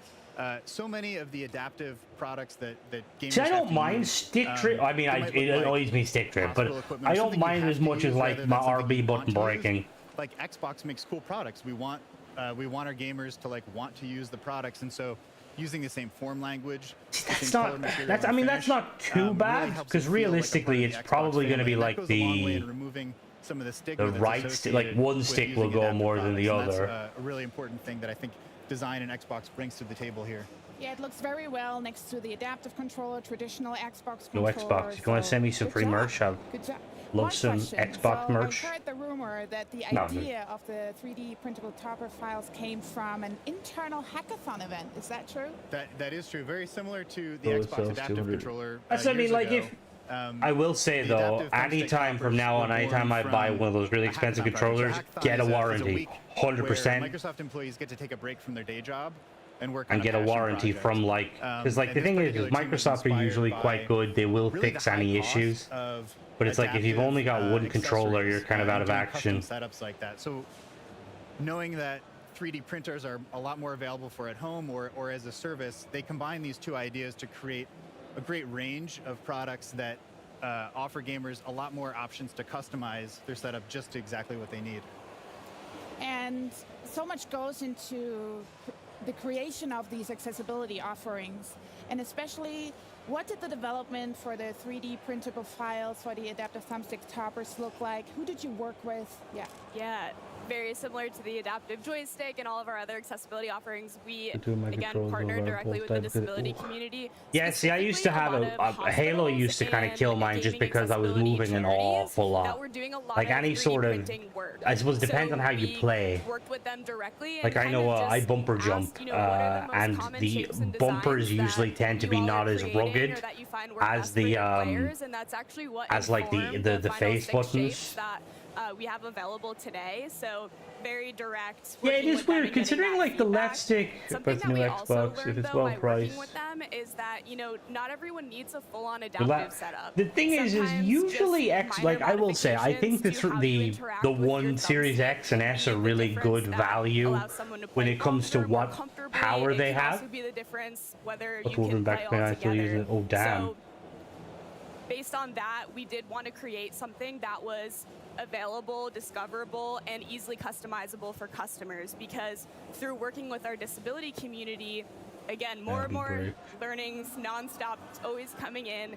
We did learn that, not everyone has access to easily connect with these hospitals or these more tech-savvy maker communities or Yeah, it is, and the thing is, like even like them, and also not everyone at home knows how to 3D model and customize their own shapes at home. So with the Xbox like Design Lab platform, it's as simple as picking your like shape, even the play and using charge kits, because like I sliders can't to be adjust the arsed height and the spending width so of much those money on shapes, batteries. and you're given a And I used to 3D always like, because it's printable always file easier that over you here. I can don't know if it's like that take over in your to a guys' printer you have area. access to. You It's can like use a 3D usually printing easier and service, cheaper to and buy like a it's kind of a as like a simple as knockoff or a customizing third from there party, with no 3D modeling like play and knowledge charge required. kit. I love But they don't that. last long, and then I got an Xbox One and shipped it from. It took like a week to come from America. But it's like even that died. It's like really weird. It's like sometimes Xbox's quality control is pretty subpar. Like sometimes it's awesome.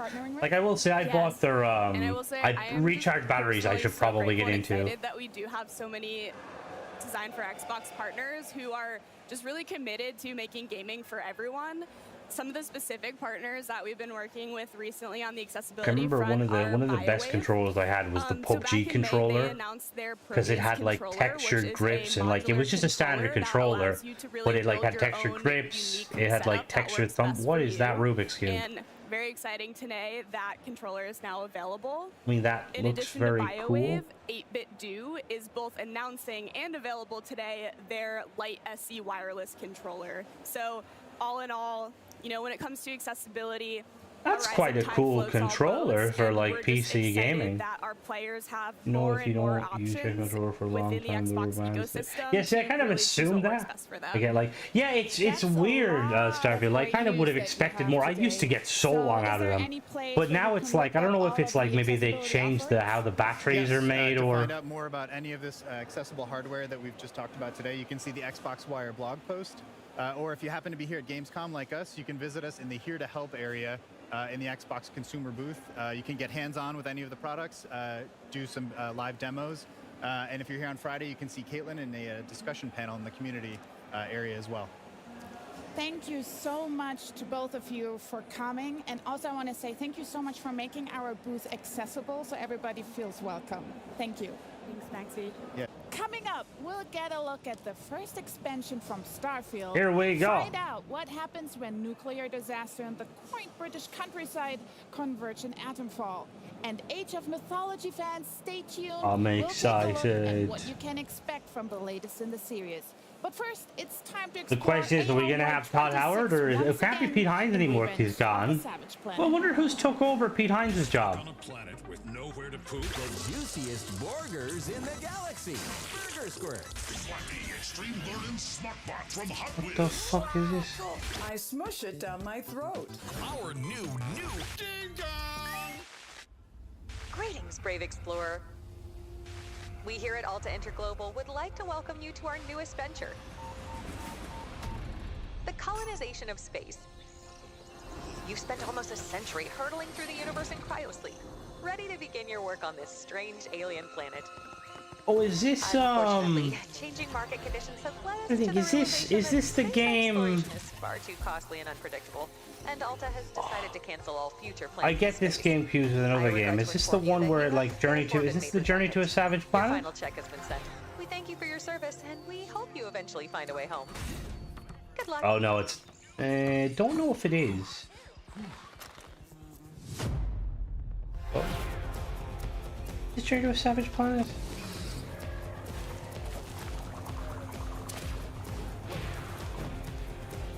I think it is Journey to a Savage Planet. It's been so long since I played it. I don't know if it is, because I know there's another game similar. But if it is Journey to a Savage Planet, Journey to a Savage Planet is a really fun game. Journey to a Savage Planet? New Florida? What the fuck? I think it is Journey to a Savage Planet. Hello, Sonic. How goes it?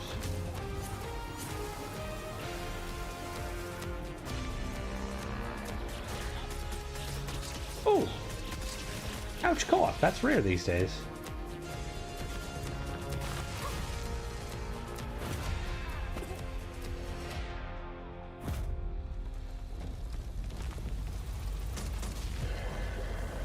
Oh, sandworms.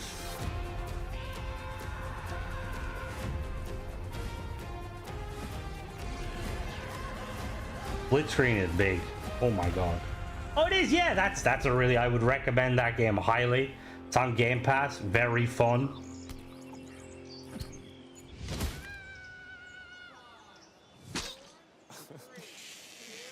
Sometime, somewhere in 2020. What started as a journey to the savage planet has turned Planet. into revenge. Here with more on what fans can expect from Revenge of the Savage Planet, please welcome producer Noémie Lecourier and creative director Alex Hutchinson. Thanks so much for joining us. We're very happy to be here. Thanks you. for having us. Thank you. How's your Gamescom going so far? Very good. Very good. Busy. Yes. It always is. There's so many games to play, so many things to see. But Alex, it's been a journey getting here, and not only to the sequel to fans, but also Spore. Oh god, that would be a banger. That for us. Yeah, I think it's been a pretty crazy half a decade. I remember playing like the version on the Nintendo, and I was like, "This is so cool." As a studio called Typhoon Studios, we made Journey to the Savage Planet. We were acquired by a large multinational. The pandemic happened. We updated the game, and on the day we shipped, that same multinational made us all redundant. So we found ourselves sitting around trying to figure out what to do. But luckily, we decided to reform. So we're a new studio, Raccoon Logic. And we've made this new game, Revenge of the Savage Planet. Yeah, and Noémie, can you kind of talk about the world that we live in with Revenge of the Savage Planet? Have we got the gameplay that we can push up? But before that, I think Alex is going to talk. Yeah, so before that. Yeah. So obviously some of the big changes are that we've switched to third person in this one. It's still, you know, a game about exploring the world, interrogating everything that you see. It's filled with wonderful, wacky, weird creatures. It's 4 planets now instead of 1 planet, so there's lots more to do and lots more to see. Yes, so we basically can survey, scan everything, and collect and catalog. Here, as you explore the world, you're going to discover rewards, things to collect as well. The rewards are blocked by encounters with alien creatures, as well as puzzles and navigation challenges. So lots of fun here. Yeah. It looks so cute. Like even the trailer, but in the trailer beforehand, it's like all the creatures. It's like adorable. Journey to the Savage Planet. Get the water exploration for Starfield. I will say it does look a bit weird that they switched to third person. Just because like there was a lot of kind of fiddly. Well, maybe I suppose it was probably because the fiddly. Creative. So in the world, like how are players going to approach the obstacles that they face? I just seen Starfield stuff there, and I was taken away for a second. Design, so it's still a Metroidvania. You're still being blocked by different obstacles. You need to go back to your habitat and upgrade your tools to get through them. But what we wanted to do was have a Metroidvania where there's a single lock but multiple keys. So you see different types of objects. Say if it's a cracked wall that you need to blow up, you could do it with a grenade. You could find a creature that explodes. Anything that generates an explosion will get you through. And so hopefully, as you see in this video, there's a little bit more systemic chaos than most games of its type. So there's lots of creative ways to kind of like solve the problem. Exactly. So you can have a bit of fun with it, and every time you play it as well, you're gonna get those For a different game though that's kind of like it seems to be targeted towards kids. By Jesus, was some of it hard. Is through customization. You know what I mean? Can you talk us through customization? Yes, absolutely. So we've added tons of new outfits in the game. You can mix and match between the different outfits. So whether it's the helmet, the boots, or the gloves, all the outfits are inspired by sci-fi themes, famous like Star Trek. Here we can see some of the suits here, as well as like Power Rangers. So if you put on the red shirt, you get killed immediately in the game. But we'll reprint. What have you got wrong with the red shirt? It's just a trope. It's just a trope. Oh God, the guy doesn't understand the Star Trek reference. Where you will oh find, yeah, you all can the be a main Power Ranger. modules, like you see here, the PC that you will use throughout the game. But there's also another section that you can fully customize with lots of It kind of reminds me a little bit of like Subnautica, if Subnautica was like on land. Containing Alta bucks you can spend in the Alta store on furniture, accessories, and basically Oh, that's quite cool that there's customization with like, because they did in the first game. I don't think you could do any of that. A lot of fun with that. It's like my own flat all over There you again. go.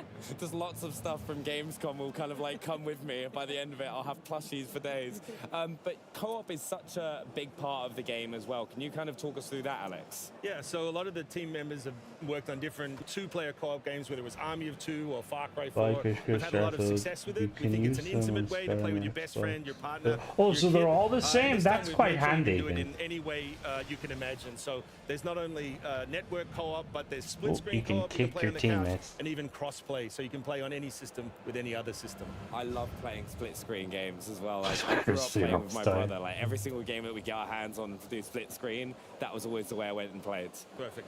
Yeah, also, it's so good you've been able to return to this franchise and bring tons to the fans. This game looks so fun, it feels like fun, and went to Croatia. Alex, can you tell us what you think the magic is for this game and what makes fans love it so much? I think it's humor. You know, you see a lot of games that are very gray, very brown, very serious, and we wanted to get back to a world that was fun, that was upbeat, that was optimistic. We like the idea of exploring space because it's fun. They kind of did, but it was like the creation content. They did it for Skyrim and they did it for Fallout. So like, hopefully, people. It was just that like because it was like more like. You know, that the joke we always tell is that it was more like they named it differently. Like honestly, if they hadn't have done the bright light, I love the color palette too. It's really nice. Like if the thing is, if they had just have like a separate menu like they did with Fallout and Skyrim, where like you've got paid creations, mods, people wouldn't have complained about the whole paid mod stuff. Savage Planet game. Because like mods usually, when you think of mods, it's free. Yes, please. So like the idea of like I can't wait to come and having like paid mods, it just sounds like a kind of a, what is it, a double negative? What's the term? So if they just went like paid creations, hey, there we No, go. we just look. Please wish list on whatever platform you like, and we'll show you some more gameplay soon. Thank you so Starfield. much. But coming up, Starfield. we've taken a spin in some new wheels and a turn with a new story in Starfield's first ever expansion, Shattered Starfield. Space. But first, check out an action-adventure game about hope, robots, and the power of words. This is Dustborne. We need to stick together. We need to be a crew. We're on the run from people with space guns built into their arms.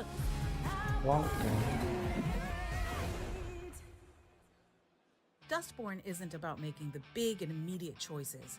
It's about the little things that add up over time. The words spoken that affect relationships and moods, the decisions that stick with you and play out when you least expect them Kind of to. looks, it's Borderlandsy. Is that the cell shade? Is that what it's I guess called? this explains why you're suddenly so eager to chase after the robots. Oh, Got keeping bamboozled. secrets again, huh? This is the new expansion. It's not It's about making Starborn, it's tough choices. Dustborn. About how to deal with the people in your crew, how to manage them, and pull them together to do the job, and to make the compromises necessary to reach the end of the road and your own personal goals. We'll be taking a different route north, through Liberty, Oregon. It does kind of look very Telltale-y. I would actually I like an wonder if it explanation. is. I concur. Think of the game as a way to write your own comic book as you play. Each chapter or issue starting with a new cover displaying what you're about to experience, and each of them ending with a comic splash screen. These pages present key choices made in the previous issue that could have an But impact. I think a later lot of on. it, they're probably Whether assuming if they dialogue put all the line or big event games plays out forward, because of a choice made by the player, it would be an icon very, will appear in the top right like people who corner of the watch them, you know, the main allowing stuff and you to then really get a leave. sense of what could have gone differently. Stop it! What the hell, Pax? What now? In the comic splash, you'll have access to more data, such as global stats about how many other players received this It's a cool particular idea. consequence, And take the Vader allowing you to gauge rule through how fear. popular this choice was. Some choices lead to crew mood change, which can have an impact on your relationship with them, but also on their personal endings. Are you just gonna hover? We didn't finish our chat? No, we were finished. I'm worried about you, and I had more to say. I'm sure, but I was done. Every key crew member in the story receives one of 3 endings, or codas, based on choices made and actions taken by the player and PAX. Each coda is illustrated by a comic book style splash screen, along with unique dialogues and events reflecting each character's current status. The player can at any time access the character codex to see which coda is the current favorite.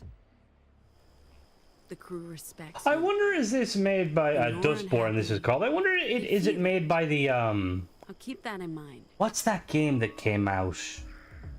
It Whenever like a dialogue choice or action affects a coda, what was the it screen called? will display a coda emoji along with an animation that tells the player how important It was this like a choice game, was. like a kind of a narrative It'll be up to story you where to like decide you're how the road trip goes and how your about this relationships family evolve. taking a road trip, and You'll you know like and break can away from choose your and you can on-again play relationship multiplayer. with PAX or embrace it. Will What's it Theo called? loosen up with the crew or favor his boss status? Will Ziggy resolve her sister issues with PAX? Discover how it all unfolds in Dustborne. Available now. Just a random robot. We're the Dustborne. The Game Pass game. Yeah, that's what I'm thinking. It looks like that one. I'm trying to remember. I don't think it was. No, it wasn't Colors. It was A most dreadful nightmare, truly. What is this? It tears at me. The fortress of stone and valor, which I struggled to build, is now slowly crumbling into ruin. What is? It looks like it's meant to be like a top-downy type game. Just when you look at the land caught in a perpetual autumn yields to decay. A futile I don't think this is Avowed. It's too dark for Avowed.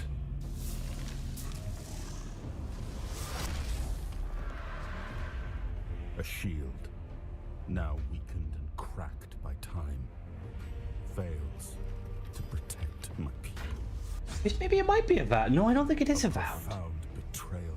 Oh, that's a big sword. Those most loyal, yielding only despair. See, I think, sorry, it kind of depends on like what sort of like stuff you're into, you know? Powerless. Like this to me looks a bit, yeah, it does look a bit too dark for Avowed. My people, my legacy, everything is. It looks, like I was saying, like graphically it doesn't look amazing, but then obviously it. They hailed me as the once and future king. What game is it? Only now do I understand the horror of that title. Well, I have no idea what game that is. Never seen it before. It's one of my favorite massive open world space adventures, and it's just got its first ever expansion coming up. Here with more on Starfield Shattered Space, please welcome lead creative producer Tim Lamb. Hi Tim, how are you? I'm doing fantastic. Nice to meet you, Bex. Awesome, it's lovely to speak to you today. I don't know who this guy is, but I'm let's chat assuming. Opening night live, we had a really fun look at a very vibey trailer about some vehicles. Could you tell us a bit more about that? I can. So we released the Rev 8. Super excited. The team is so happy. I want that to have house. this new element that adds to planet exploration in the game. So, you know, we have these dynamic worlds with, you know, dense terrain, lots of very interesting obstacles, and like now those worlds are our playground to drive around on. Heck yeah. We have a lot of, in navigating that, we have vertical boost, forward boost, we have a weapon on there. Man, it's like a golf ride. Minute to minute, just like fantastic gameplay opportunities for players. Yeah, super exciting. And Vasco looked like he was having a good time as well on the back there. Love that. Now, let's talk a wee bit about the story in Shattered Space. It's very dark and mysterious. Could you tell me and everyone watching a little bit more about the story? Yes, so I think there's a hopeful optimism in the giant sprawling adventure of Starfield. You go to a lot of different locations. Oh yeah, vehicles, weapons. Not amazing weapons, but they're viable. Characters there, and Shattered Space, that tone, that mood, we were able to sort of distill it down and focus it into a location. Oh, vehicle perks would be awesome. City. So like we get to meet that new House Faroon, the people there. There's a moment of strife that they had. We get to experience that with them now. Did they just reuse the door opening from the lodge? The footage that we saw last night. So can you tell us a wee bit more about the House of Faroon and kind of who will be coming across? So I don't want to, no spoilers. Sure. You encounter a derelict star station, and this starts you on your adventure to meeting the Faroon. You end up in their home world, Varun Kai, in the city of Dazra. There's been a catastrophic event. You deal with the minor houses of the faction of House Faroon to sort of uncover the mystery minor of what happened, houses, and then, you know, resolve it as you do as a player. Nice. There's lots of choices in there for you. Okay, very interested to find out what that story kind of leads us on to as well. Very good.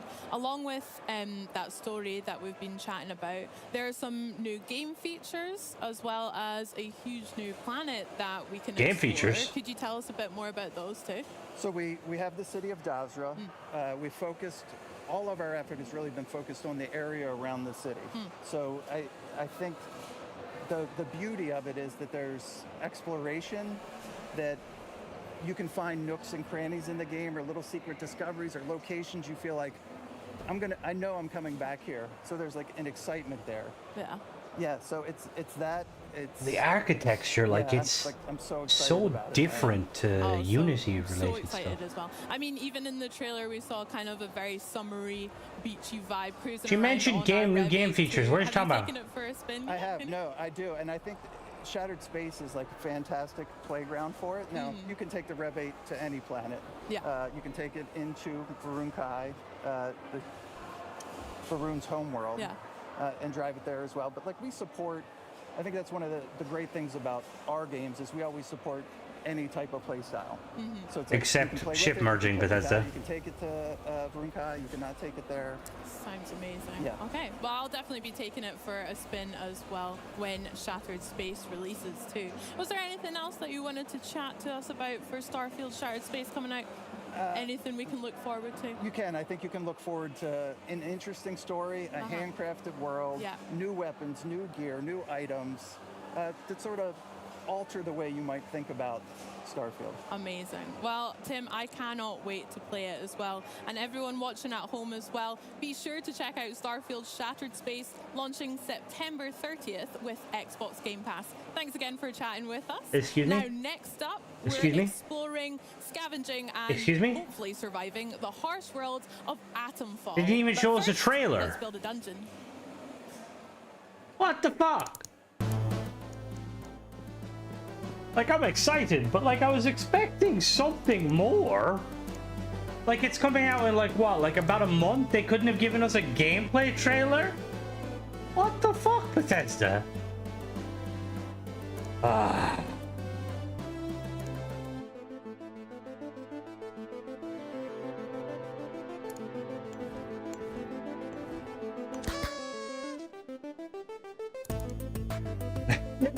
I mean, I'd take the gaslighting if they did bring ship merging in. Like, the thing is, like, I wouldn't even mind, like, the patching of the ship merging if they actually made, like, they improved on the building and made, like, a kind of a more seamless feature.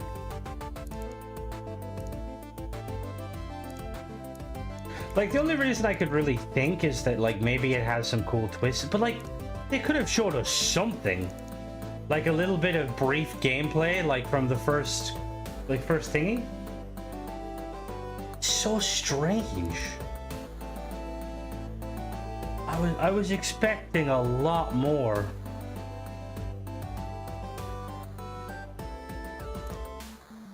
Let's build a dungeon. Oh, that's the team that makes the Let's Build a Zoo, I'm pretty sure. Hi there, I'm James, the designer of Let's Build a Dungeon, a game development simulator that's coming to PC and Xbox next year.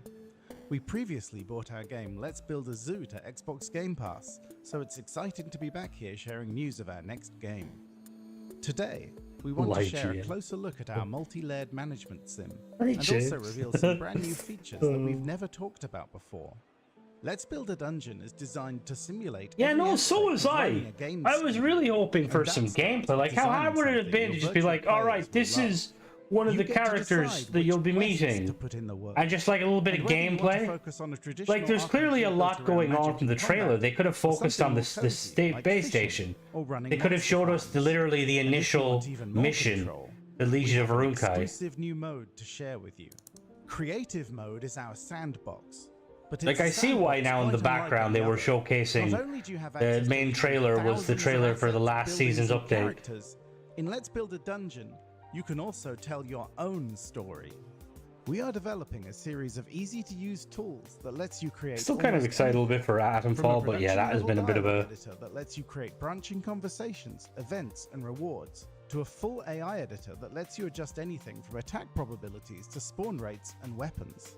We even have a tool that lets you draw your own pixel art characters, which will then automatically animate them for you. Our goal is to build a suite of tools that gives you as much control as we have when building our games. Games made by the community will be available for download. No, I wouldn't assume that, Dom. I like, realistically, I think that the expansion, like, for the price they're charging. Why stop at building the most detailed game dev sim ever created? Yeah, no, it was very anticlimactic, a bit of a letdown. Authentic experience. I mean, obviously, like, it is what it is. You know, like, as a Halo fan, they go in the trailer, the yellow laser. When it ships next year. Yeah, I'm assuming we're gonna see some like new. Oh, this is. I'm quite excited for this game, to be fair. Windscale, the pride of Britain, nestled in the picturesque Lake District, the state-of-the-art atom plant has transformed this rugged landscape. This is literally Fallout, but in England. Scientific progress waits for no one. Windscale, Everything changed when that bloody atom plant went up in You're flames. working, so oh no, there'll be a lot to it. Like, they're charging $30, which is half the price of the base game. I'm expecting at least, like, you know, at least 20 hours of content. It's been bloody years. I don't mind that though, that they copied Fallout somewhere. Terrible. All good, Miles. Have a good one. My name's Molly. You got out to trade? I got bits and bobs for sale. You have an umbrella on her back. Like, this looks quite good. I am excited for this. Please be careful. It's more dangerous than you can possibly imagine.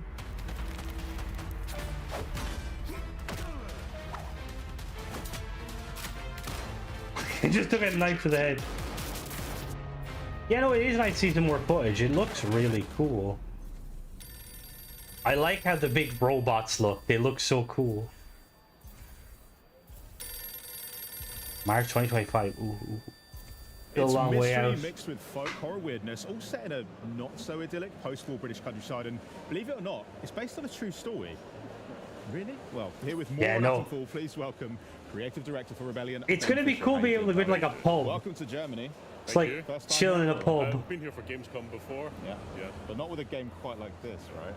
No, let's talk about that, Ben. Actually, you're right, Henry, because this is They literally, aren't these the guys that made like Sniper Elite? Aren't they like really big? Series, let's call it Sniper Elite. Yeah, Can they you tell did. us about this sudden change of pace here? Sure. I mean, it's similar and it's different in different aspects of the game. So we always value sandbox exploration and giving the player lots of freedom in the. I wonder will we be able to shoot Hitler in the testicles in this game. Survival action game with some sort of RPG-ish elements. There's skills, there's crafting. The story of the game unfolds as you explore. It's kind of a mystery game, so tonally quite different to Sniper Elite. I love the exploration side of it. I mean, from what we just saw in the quick trailer, that It's apparently it's been priced at $30 or €30. I will say, if you buy the deluxe edition upgrade, it's $35, and it comes with 1,000 creation points. You also get the expansion with it. So I would, if you plan on buying any creations, I would recommend buying the deluxe upgrade instead. Yeah.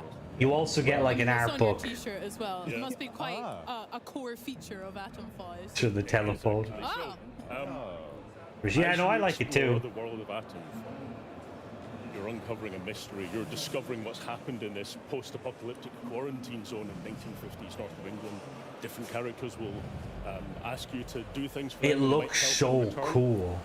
It's nice to see like a kind of mystery phone voice. just nice because it's like obviously it's England, but it kind of feels very like Ireland. So it's only half price. Refreshing Kind to of see like games. Bosley, Charlie's Angels Only vibes half. coming through. Well, the thing you have to realize it is an expansion. It's not like a full game. You know, speaking about the What story, the hell? Henry, you mentioned it Nice earlier. button True shops. story. Like, what is Oh, it? they have like a they have like a kind of a Fallout style dialogue where you can kind of be, you know, that's really cool. Disaster that happened. Blimey. The first major nuclear disaster in the world was in Winscombe in Sellafield, so 1957. We wanted to use A that week as ago. a Yeah, jumping-off point if you for can, that's what I mean. Buying it, I would recommend the premium upgrade for this one just because. Oh no, Atomfall! No, yeah, no.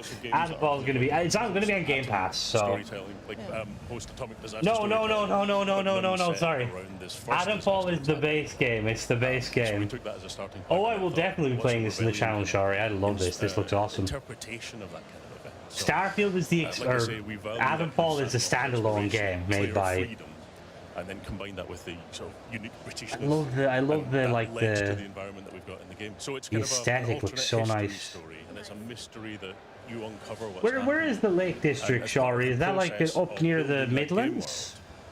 We looked back at 1950s storytelling. So references like the Quatermass series. Look at the birch trees. You guys have birch trees in America? Early Doctor Who. I'm assuming you probably do. And things like that. So, They're a very big staple over in Ireland. Kind of cultural reference points that even if people don't know the No reference connection. itself, they No, know God, the no. influences It's just that I came was from it. joking by saying like it's Fallout based in Europe kind of thing.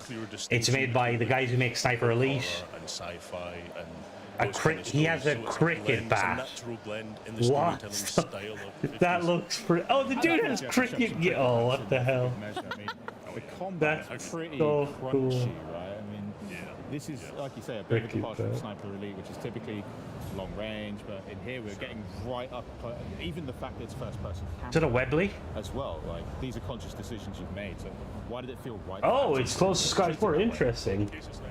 You are an elite trained sniper. I love birch trees. They're nice and colourful compared to most of the drab colours of trees in Ireland. Miles to take out that one guy. Yeah. This is a different character in a different situation. We wanted it to be a mystery, so there are no signifiers of age, race, or gender for the player character. They're wearing gloves, so you don't know who they are.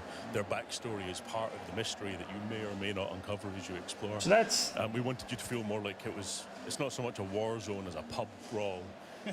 You're desperately attempting to. It's interesting that they're going that route. I don't know why they don't. I mean, I don't mind it particularly, but like, oh, he just. You can throw your melee weapons. You can kick people to make them stagger back. We wanted you to be constantly. Desperately mixing. Yeah, no, this looks really cool. Desperately for resources. So there's a real kind of.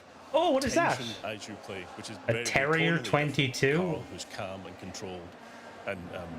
Reads an entire situation before he decides what to do. That's really I think we can definitely get on board with the pub crawl. Yeah. My entire playthrough is like it's a scene from Kingsman basically, and it's gonna feel good. It's gonna feel great. Talking about Kyle and that he's an iconic character. What about the characters in Atomfall? Our player character isn't maybe so much of the focus, but are there other people that we're going to meet that are going to be key? Yeah. So. I need to have the right answer that doesn't spoil too many things. But as you explore the game world, different characters will ask you to help uncover the mystery of what happened in the Windscale plant, and maybe ask you to do something when you get there.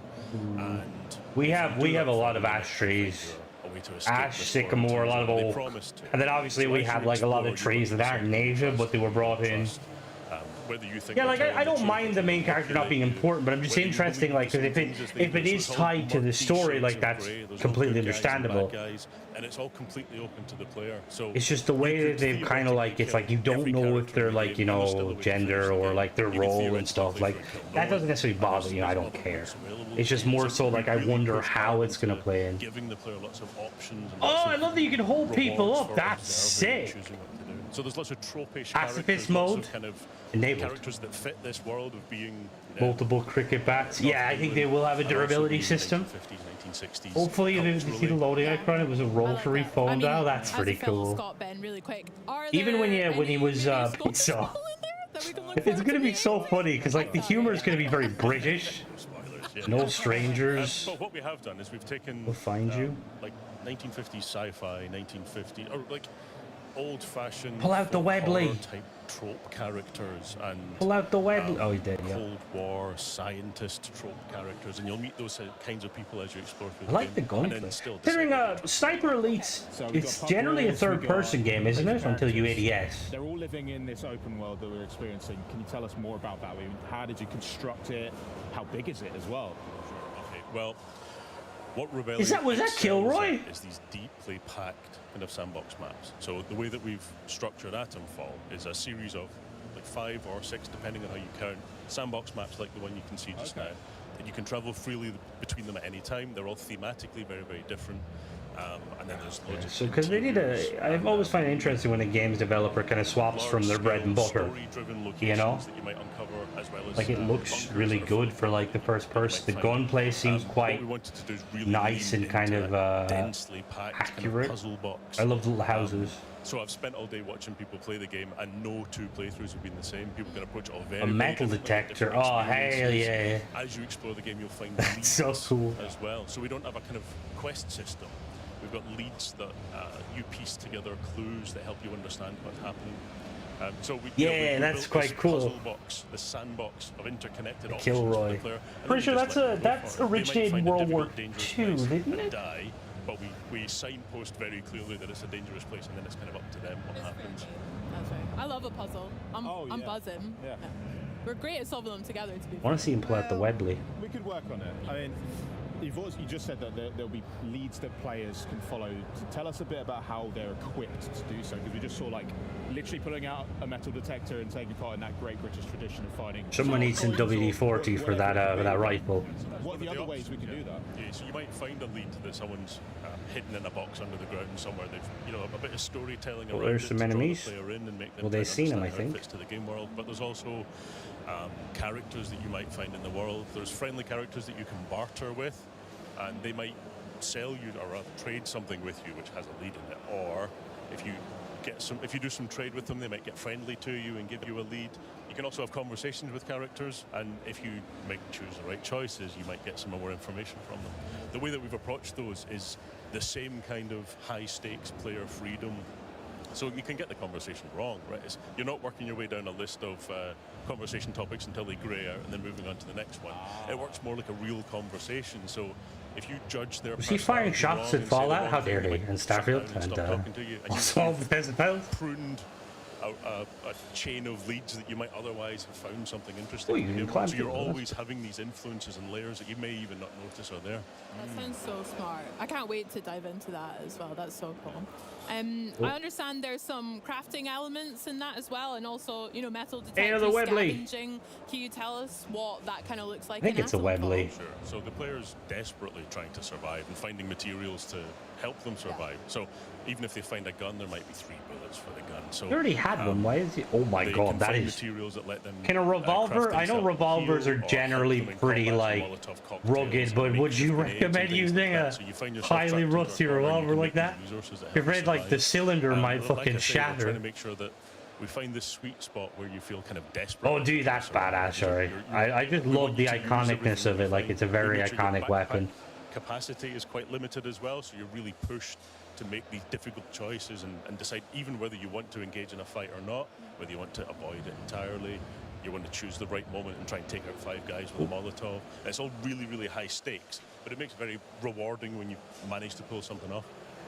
It looks like our player right now is making a horrible decision by going into a restricted area. Already seen a ribcage. I mean, yeah. I mean, so this is going to go unexplored bunker. Like I mentioned earlier, if you're heading into somewhere difficult or dangerous or scary, we make sure and signpost it. So if you go into a place like that and then you die, you go, oh, I should have guessed. There was a skeleton outside. Yeah, that one's on me. Yeah, exactly. Yeah. To be fair, I'm very good at ignoring red flags, so we'll see about that. Yeah, cool shot. Want to see that?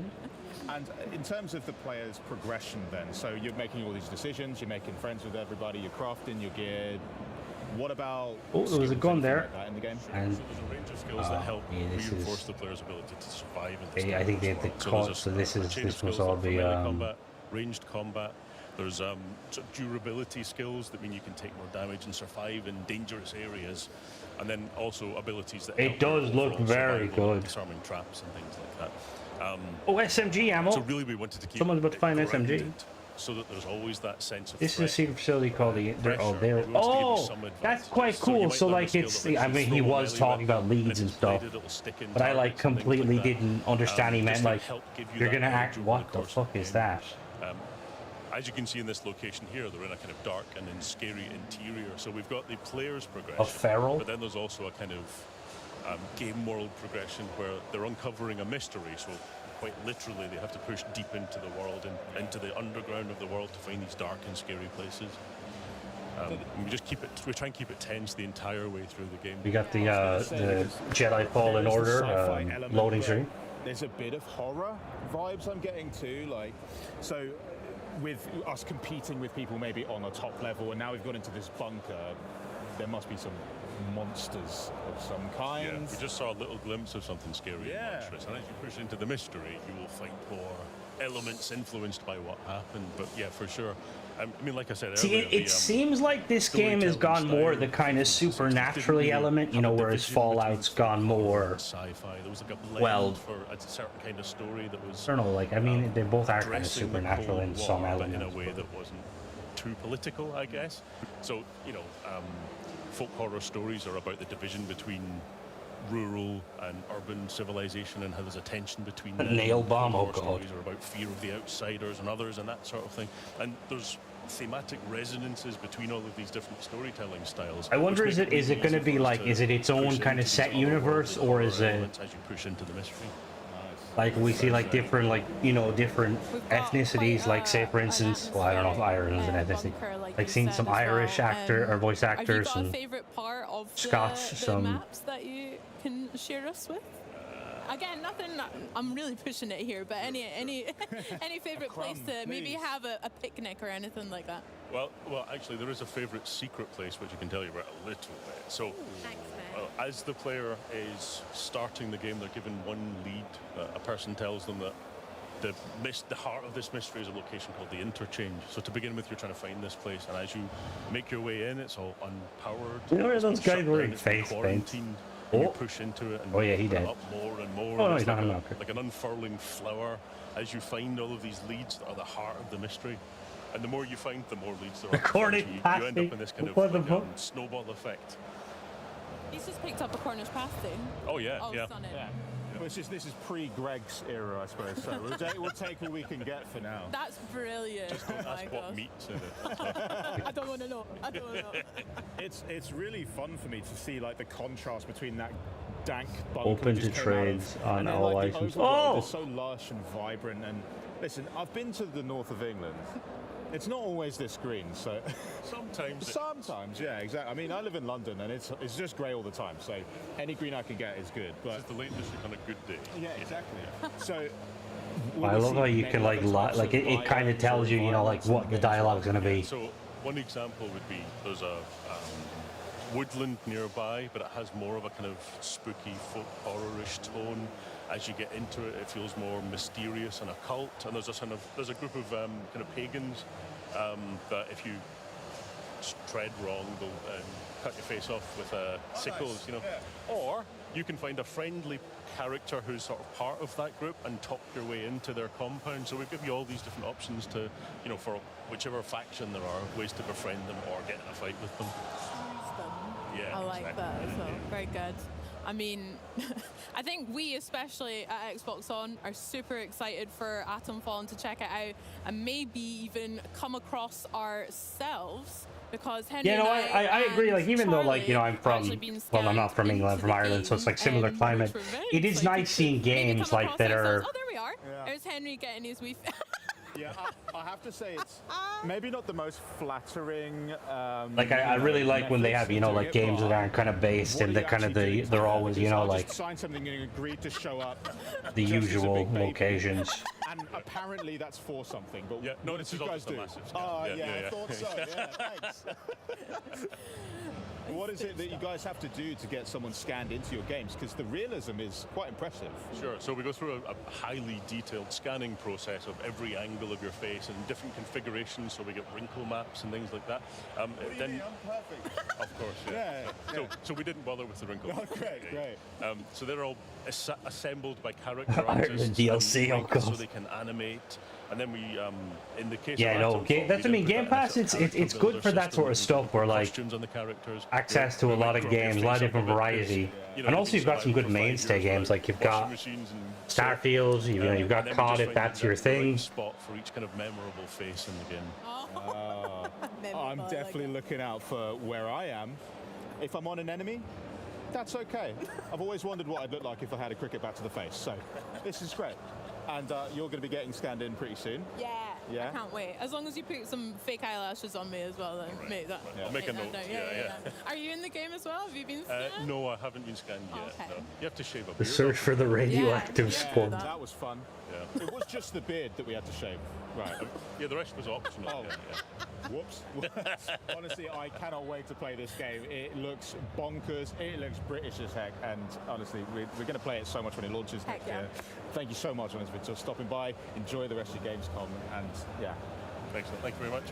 And we are going to be taking a little look at some other games, but your game's coming out in 2025 on Xbox Game Pass, which is great. But next up, we're going to be throwing it back with some Age of Mythology Retold. But before we do that, we do want to check out some new gameplay.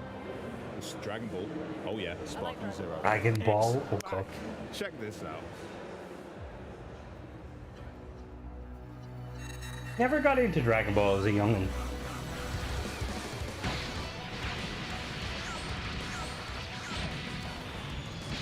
Isn't that the guy from Fortnite? No, I'm joking. Hello everyone, I'm Marco Rizzo, Product Manager of Dragon Ball Sparking Zero. Thank you for joining us today in this exciting showcase. Today we will show you some new and exciting gameplay footage featuring characters that we have revealed during the opening night live. But before that, let me give you a reminder on the 2 single-player game modes that Dragon Ball Sparking Zero has to offer: Episode Battles and Custom Battles. First up is Episode Battle. In this single-player mode, you can take the point of view A lot of of 8 that different characters, including Goku and Vegeta, and enjoy famous battles from the anime. But yeah, I'm not sure what that series was. Like, the thing is, I know of it, you know. I know it's like a big thing. The number of stages and battles That's where the over 9,000 meme comes from, isn't it? Simple as that. Next up is Custom Battle. In this mode, players fight in battles that each have their own original scenes. Some battles will also have different victory condition, and some might even have event cutscenes pop up midway, so you'll be able to enjoy battles different from the norm. Using Edit mode, you'll be able to freely set the characters to be played, as well as the pre-battle and post-battle cutscenes, in order to make your own original battle. What you've made will be able to be uploaded and viewed online for the whole world to play, so hope you enjoy sharing the battles and situations that you have created. Now, the moment you've been waiting for. Coming straight from the Majin Buu My name saga, is Caulifla. Ultimate Gohan is our latest addition to the roster. After his rigorous training, he is ready to show his power in an all-out fight against Kefla in her Super Saiyan 2 form. Enjoy!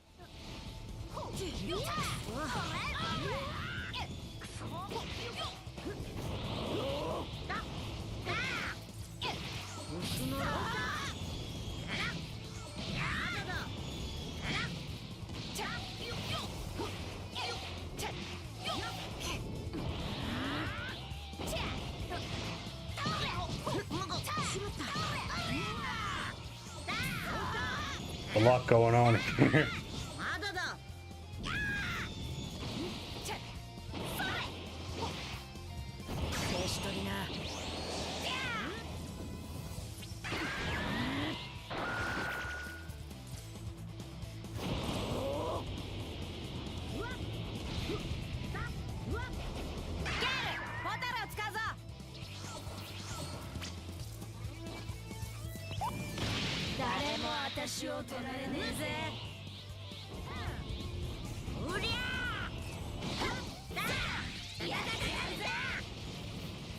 I'm not good at like normal fighting games. It just seems like extra tricky for someone like me.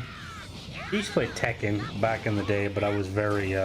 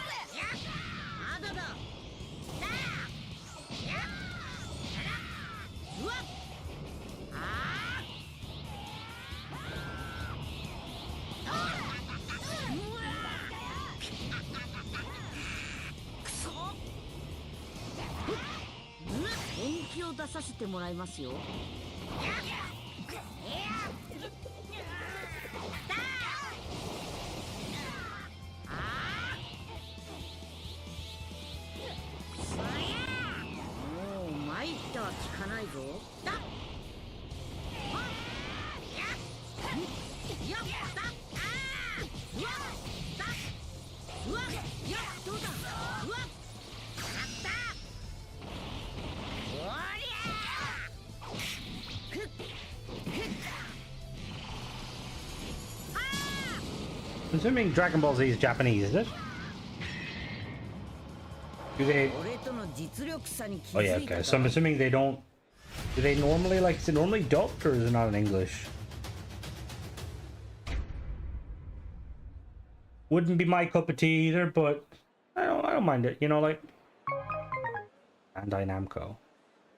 Now, there is nothing like enhancing a classic with modern graphics and gameplay mechanics. And if that classic feature can feature, you know, new expansions and a remastering of the multiplayer experience, well, in my eyes, it's even better. So here from World's Edge even, to give us the latest on Age of Mythology Retold, please welcome Senior Director of Production, Ernest Yen, and Senior Game Designer, Kristen Perillo. Welcome and prostagma to you. Thank you so much. Now, Age of Mythology, there's loads going on here at Gamescom. Yes. In general, there's loads going on anyway. But you also had a pretty epic opening night live. So I want to hear all about that. I want to hear all about the booth. I want to hear everything. Great. So first, thank you, Jeff Keighley, for showing the awesome premiere trailer that we just showed in opening the live last night. And you showed the story Did they show? No, Borderlands was yesterday. They showed it yesterday, the trailer, which is really strange. Because they showed quite a few things on the opening night, which is weird to have like big games on opening night. So over multiple campaigns, over 50 missions, it is epic, amazing. And of course the trailer also show off like the new graphics we have in the game. I tried to play, It is like, really good to see. So, yeah. This is the same guys as Age of Empires, isn't it? How diverse each civilization is within myth.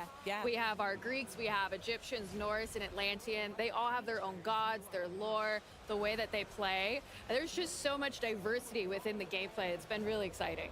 And talking about the booth, yes, we are here, so like people can actually come. You're just over the back, over there. You're like tucked away over that right way. there. If anyone's planning on coming tomorrow, just over there. And if you come, you can get like these awesome lightning bolts, like, and also take pictures. So it's like really, really cool. Gameplay. Yeah, I tried to play the I want to say it was Age of Empire, one of them, and like the thing is like they're not. I see why people enjoy them. It's just I find like, you know, like with those sort of games, it's like for me, because like my kind of introduction to those sort of games would be Civ. So any game that's not like Civ-like, it's hard for me to get into just because I spent quite a lot of time playing Civ. October 17th. So it's a very different, very new experience that we're expanding Age of Empires to the mobile audience. So it's a game built with the awesome Team Studio Group, and they have crafted something that's amazing for the mobile gamers. Oh, how exciting. So. I can't wait to see it. Amazing. Right, so I know you have more news to come as we're talking here today, but the first thing I want to talk about is that this is more of it's more than a remastering, but it's different to a sequel, right? So I don't know, what are the name of gods does Retold actually mean? Right, so for a few years now, our fans know we have been building these things called like definitive editions. And there's one key goal that we have, which is we want to build the title that's in your head, right? Not because when you actually think about the games that you grew up with and play, like you remember fondly and say, like, it's amazing, right? Yeah. So, but when you actually try to play the original for real and look at it and say like, that's not what I remember like at all.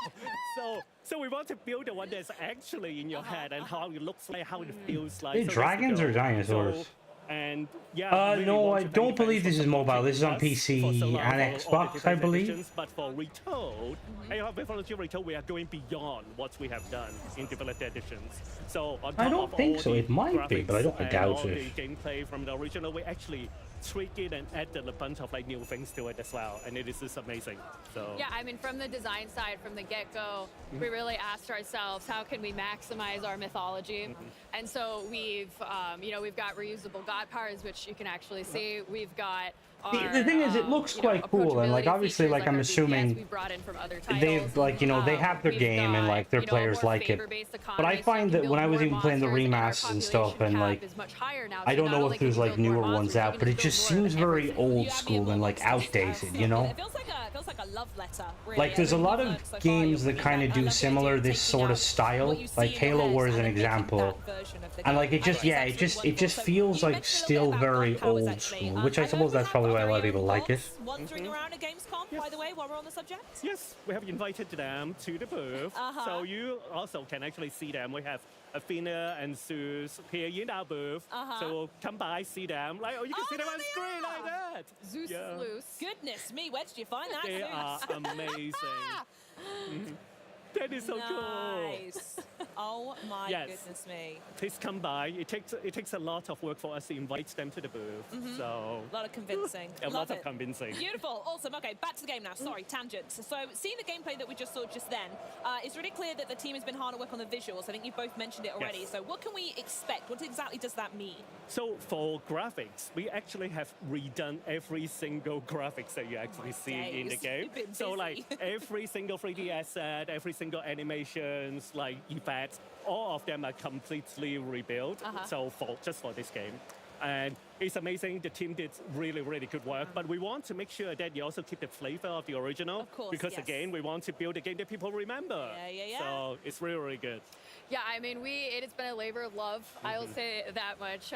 So we've gone asset by asset. And we've just made overall improvements. We wanted everything to look and feel mythical. And so we have, our destruction effects. We support ray tracing. But like Ernest had said earlier, sometimes when we've gone back and look at these assets in 2024, we realized that we had an image in our head that was very different than blurry pixels, wrapped around a sphere. And so we had a lot of philosophical discussions because, the dev team were all major fans of the original. So, I mean, Arcantos was a big one where we were like, would he have a dimple? Or would his chin be more square? Would he have... I want to be in those meetings, please. They have been really fun. It's part Rorschach test looking at some of the assets. And then it's like labor of love. And it all comes together to make that game that we remember loving and playing. Amazing. So if I've got everything right here, so Age of Mythology Retold as complete visual overhaul, updated god powers, and larger-than-life myth units. Now, small enough to keep me interested, but is there anything else that you have to share? Yes, definitely want to say that remind people one of the coolest thing that we have done for here is that we are releasing on PC and Xbox with crossplay, like at the same time. We have never done that with any Age games. I mean, So I it do is the like first time that. we're releasing It's always multiple nice when platforms at Xbox the same and they get time. them So together. I really hate when games kind of release to not on only one the sooner mouse player, and then but to another one controllers later players on. as well. 'Cause the game You don't people have really the remember the required console. You just kind of like, well, You've had some fantastic I'll play this votes on game. the console recently, so Yes. those players want to absolutely join you. Now, you also have some other really exciting things to tell us today. I know I'm really gripped for this, but what can you tell us about the Freya Gods pack? Oh, I am so excited to be able to talk about this. Here we go. So the Freya God pack really is kind of like a new DLC type for us. Wonder whether And the what we really Roman wanted to gods, do is offer and the there's like a players new reskin of the strategy type Greeks. for the Norse, which is, a beloved civilization from the legacy game that can sometimes be very offensive in the way that it plays. Yeah, And so exactly. I with our hate Freya the God like pack, we wanted to exclusives should offer be a thing of the defensive past, skew. you know. So with Like the it's Freya God it's pack, just players not will be it's not getting good for the 4 consumer. new god types featuring Freyr, who is the god of fertility and kingship, and then 3 minor gods, as well as all the things that they come with, like their myth units and their god powers. Wow. Oh my goodness me. That's insane, by the way. 4 new gods. Amazing.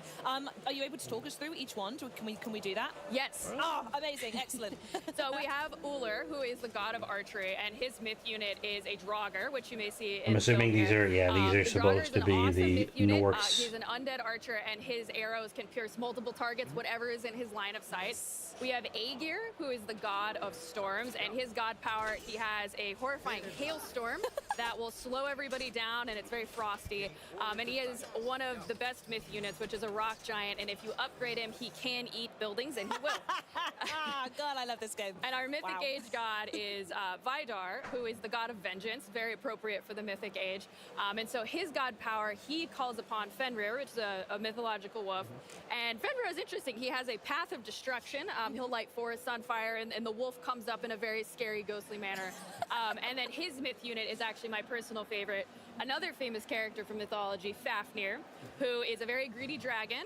Sorry if I'm very quiet. I'm just I'm quite like I'm interested in watching and it. if you slay Fafnir on the battlefield, he actually melts When I don't know into much about a pile of game, I gold don't. coins. So it's been very fun to I make. really and very love fun to how play. much you've fleshed out each of those. Like, yeah, that one's going to eat buildings, isn't he? Love Yes. it. So Maybe good. say I Wonderful. want It's to amazing. check at least 3 Just want stores. to do a quick Very reminder odd. that Freya is going to be part of the Yeah. premium edition of the game. So if you want Freya and all the both the major and minor gods, So definitely get the premium edition. And by the way, if you get the premium edition of the game, you also will be able to access the game earlier. So like the game is coming out September 4th, but like if you have the premium edition, you can start playing on August 28th, 7 days early. Good deal to me. Love it. Yeah. Awesome. So as well as choosing your god and battling across this frozen north, Not a fan of that whole thing of buying to get early access. Yes, so with the Freya Much as I'd God like, Pack, would there's also a definitely, new I'll be playable getting level the called Space Marine Reign Leaf version that Rally, has and it I won't early. spoil it. It's very fun. You'll get the chance to play all of the fun new myth units and god powers and techs I just mentioned. And really the best part of this level is that it does feature one of our villains from the Legacy campaign, Gargarensis, who is just a peach. And it's a great experience. I'm stuck on Peach there. I can't wait to unpack this expansion, but I need to ask you both, Ernest, Kirsten, what dates? I know we spoke them a little bit, but let's go over it one more time so everyone's got them written on the calendar at home. Yep, September 4th is when the game is coming out. So, but I do want to be clear that the way that we like to build our games, September 4th is really just the beginning.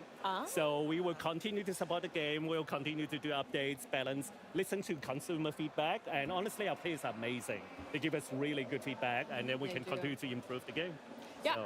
And part of that is, we have 2 new Pantheons coming with playable civilizations. And then we also have a new game mode, Arena of the Gods, which we're excited to talk about soon. Ooh, how exciting. Well, thank you both so much for joining me. It's been an absolute pleasure. I'm going to make sure I get the pop socket. I'm going to make sure I get whatever these things you're wearing. I'm going to hunt you down. I'm going to get them. So thanks so much for stopping by. There are loads more Age of Mythology stuff going on for all types of gamers. But first things first, as Erson said, if you haven't already, make sure you pre-order Age of Mythology Retold Premium Edition to get the Freya Gods pack, 7 days early access, and so much more. You can play early from August 28th, and that is only 1 week from Constellation today. And Toyota that, Island. my friends, is a That'd be wrap pretty on funny. day 1 from the Xbox Gamescom booth here in Germany. Join us tomorrow for Star Wars Outlaws, the latest chapter from Fallout 76 Milepost Zero, and then we'll dive into the most ambitious story arc that World of Warcraft has ever seen.